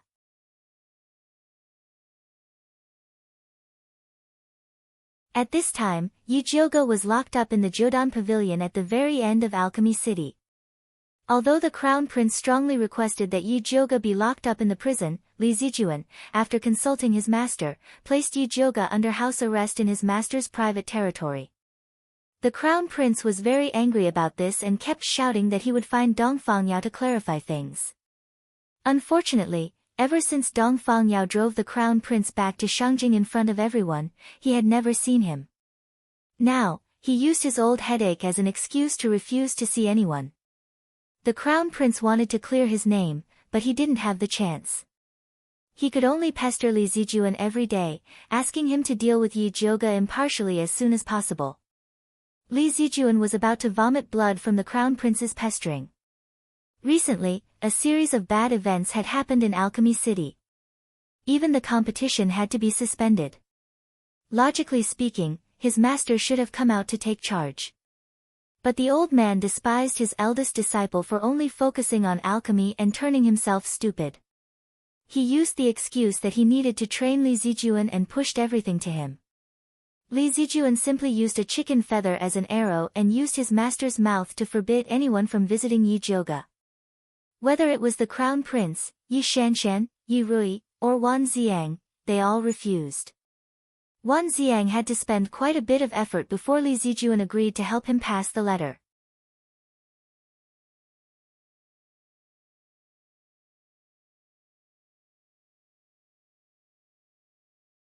Chapter 161.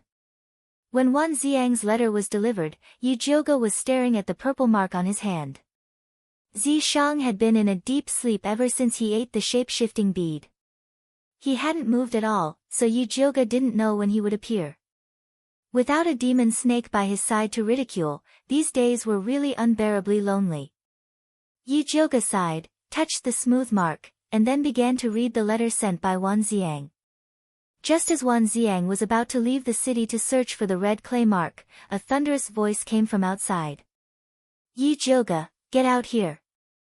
Yi Jioge was shocked, and the letter in his hand fell to the ground. Jodan Pavilion was Dong Fangyao's private territory, and outsiders were forbidden from entering. Even the servants who delivered food were mute. Why did such a loud voice suddenly appear? Yi Jioge listened carefully, and realized that after the loud voice finished shouting, there was a loud voice. Li Zijuan's warning and the crown prince's sowing discord sounded at the same time. Brother Hong Lei, calm down. Before we find out the truth, we can't be sure that Yi Jioge is the murderer. Brother Hong Lei, you read 3rd Miss Gong's will. There's no one else besides Yi Jioge. Yi Jioge, get out here. The person's voice was even more violent, and he was getting closer and closer to Yi Jioge's house. Yi Jioge calmly put away Wan Xiang's letter, tidied up his appearance, and opened the door to take a look. There was a group of people standing at the end of the path. At the front was a violent-looking youth with a long sword on his back, and he was charging towards her aggressively. The crown prince was on his left, and he looked as if his plan had succeeded. Li Zijuan was on his right, and he was still trying to persuade the youth. Brother Hong Lei, calm down. The youth rushed in front of Yi Jioge like a whirlwind, and sized Yi Jioge up with his large eyes. He asked fiercely, "You're Hong Yu's murderer?" "Senior Li, who is he? Why is he slandering me the moment he rushed in?" Yi Jioge glanced at the youth, and looked at Li Zijuan.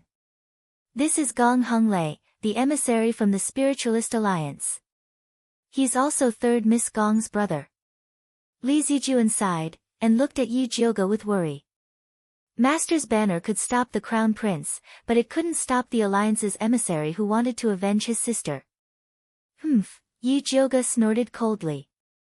Her beautiful eyes flickered with a sharp light as she looked Gong Hong Lei up and down rudely and said disdainfully, "It seems that the emissary of the Spiritualist Alliance is only SOSO.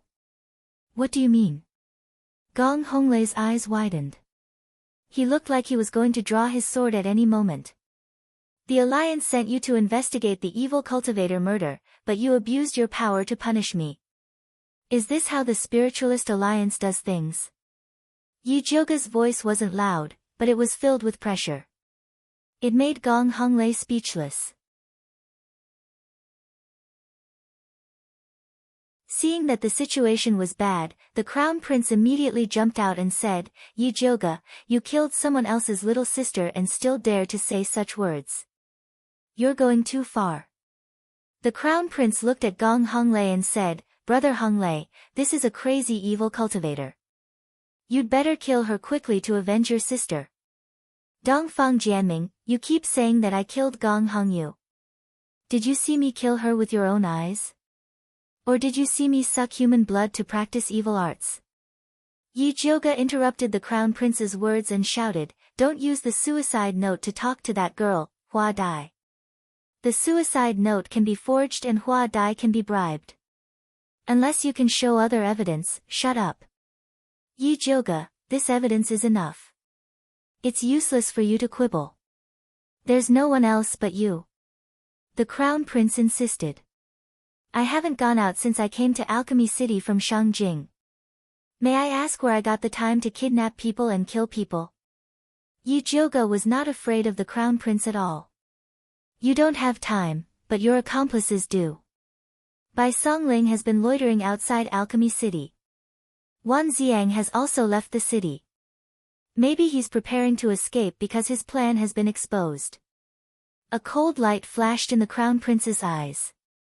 He wanted to catch Wan Xiang and Bai Songling in one fell swoop. "According to what you're saying, pharmacist Dongfang and senior brotherly placed me here are also evil cultivators." Yi Jioge raised his eyebrows and looked at Gong Hong Lei. "The crown prince has been bewitched. Other than him, the others are evil cultivators. I advise you to find more people from the alliance to catch them. You're twisting words and forcing logic." The crown prince raised his voice. Before Yi Jioge could reply, Gong Hong Lei had already shouted, "All of you, shut up." He was dizzy from the noise. The thought of rushing in to kill Yi Jioge to avenge his sister had inexplicably disappeared. Gong Hong Lei was sent by the alliance as an emissary. Naturally, he wasn't an incompetent person. It was just that he was too excited after seeing his sister's tragic death that he was provoked by the crown prince. After calming down, he said to Li Zijuan in a serious tone, "No matter what, Yi Jioge is a suspect and should be locked up in prison. Isn't it against the rules to lock her up here?" Yi Jioga might be a suspect, but she's also a contestant. Without concrete evidence, it's not good to lock her up in prison. In the end, she's still a weak girl. Li Zijuan really couldn't bear to lock the flower like Yi Jioga up in a cold and damp prison. So what if she's a girl? A suspect should be locked up in prison. Gong Honglei only had one thing to say. He didn't need to kill Yi Jioga right now, but he couldn't let a suspect lie comfortably in the courtyard. Yi Jioga is a weak girl. Zijuan, you must be blind. The crown prince had been tricked by Yi Jioga so many times. He had never seen a woman more valiant than her. Emissary Gong is right. If that's the case, then lock me up in prison. Yi Jioga calmly said. It didn't matter where she was locked up anyways. There was no need to make things difficult for Li Zijuan over such a small matter. Fine. Li Zijuan apologetically glanced at Yi Jioga. In the end, under the supervision of Gong Honglei and the Crown Prince, Yi Jioga was brought to Alchemy City's prison. There weren't many people in Alchemy City's prison. Most of them were thieves who stole medicinal plants, so the prison wasn't very gloomy. Li Zijuan had already ordered people to clean up the single cell. Not only was it covered in the best silk mattress, but there was even a bright pink plate of Yi Lai Xiang in the corner. Gong Honglei and the Crown Prince were a bit dissatisfied with the prison's environment, but they didn't make a fuss about it. They only said that they were worried about the prison's defenses. In order to prevent Yi Jioga from escaping, they sent their own guards. Li Zijuan couldn't argue with them, so he could only agree in the end.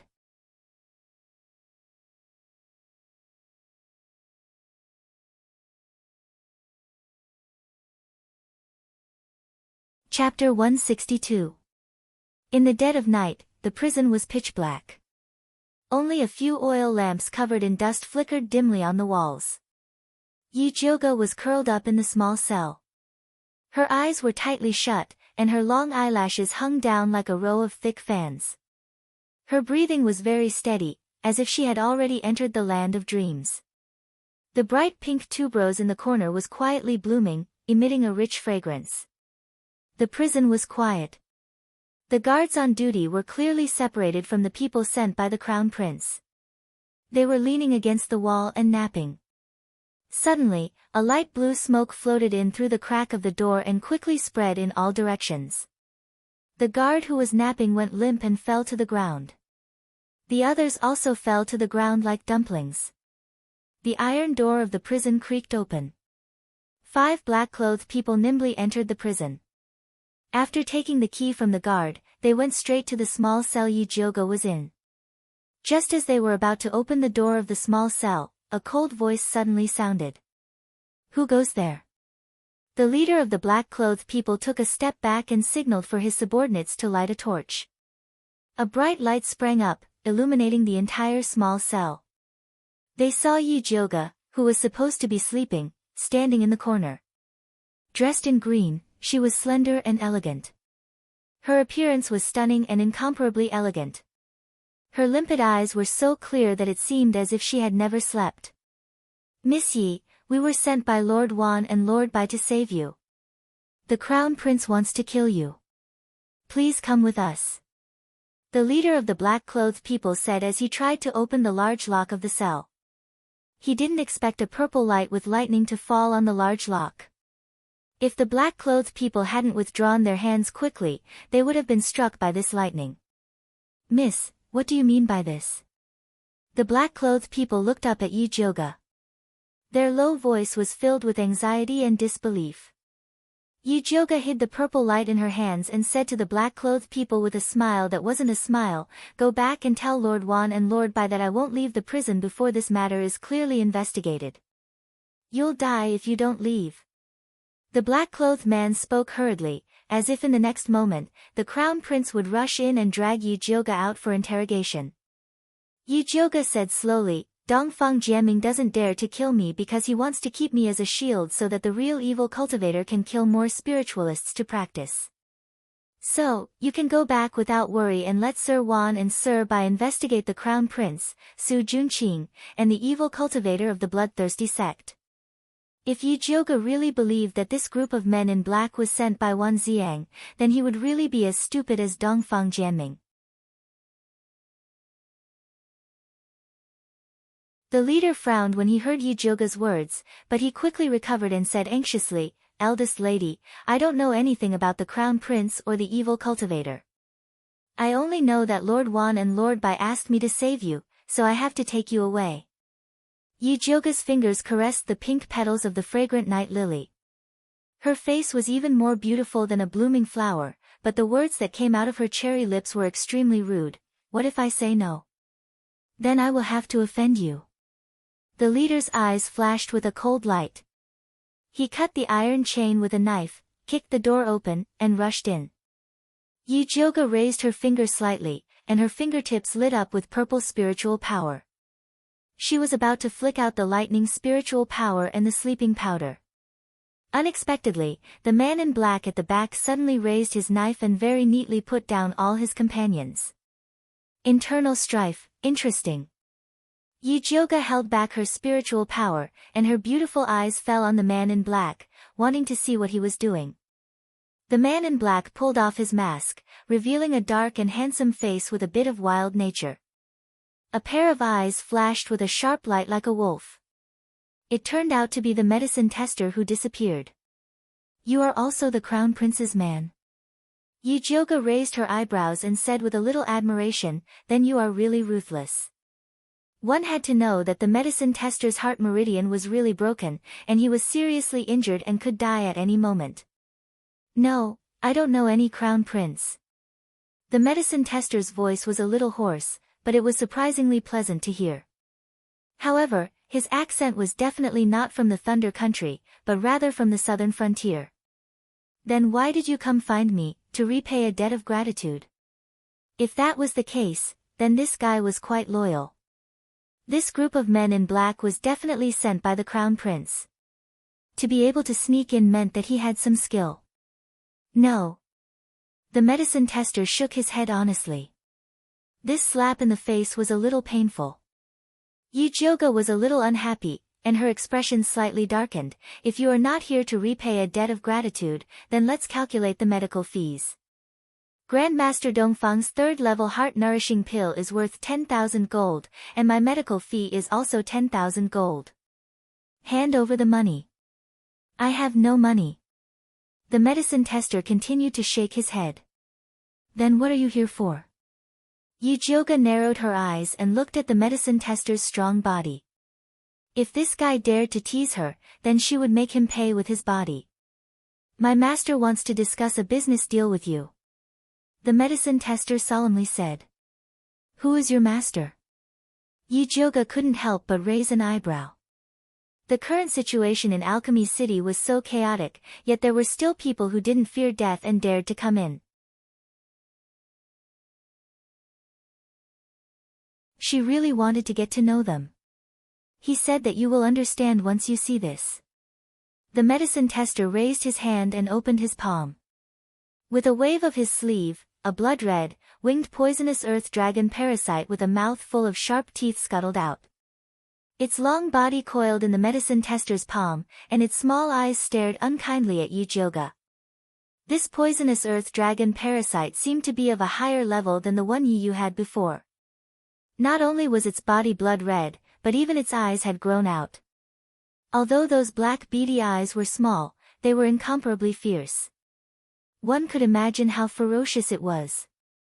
Yi Jioge couldn't think of anyone else who could raise such a ferocious insect. "I thought he was an orphan." Yi Jioge's words were both a sigh and a test. "I was separated from the young master when I escaped. I have been looking for him all these years." The medicine tester paused here before continuing, "Not only did you save me, but you also helped the young master greatly. Thus, the young master wants to discuss a business deal with you." The medicine tester's attitude was very serious. In his heart, the way to repay his benefactor was to bring her to his young master to discuss a business deal. If anyone else dared to use this method to repay a favor, Yijioga would definitely teach them a lesson. But after seeing the little mute's unsociable nature, she decided to forgive this honest medicine tester. If you want me to go with you, that's fine. But first, you have to answer a few questions. Where did the two of you escape from? Who is chasing you? Why doesn't he speak? Also, where did he learn the art of insect refinement? These questions had piled up in Yijioga's heart for a long time. Now that he could say it all in one breath, it was indescribably refreshing. You're tuning into the Blissful Bookshelf YouTube channel. We're so grateful for your support, and don't forget to subscribe to join us on this incredible journey through captivating stories. Your generosity through donations truly makes a world of difference, as it's the primary source of revenue that allows me to expand and enhance this channel for you. Thank you from the bottom of my heart for being a part of this adventure.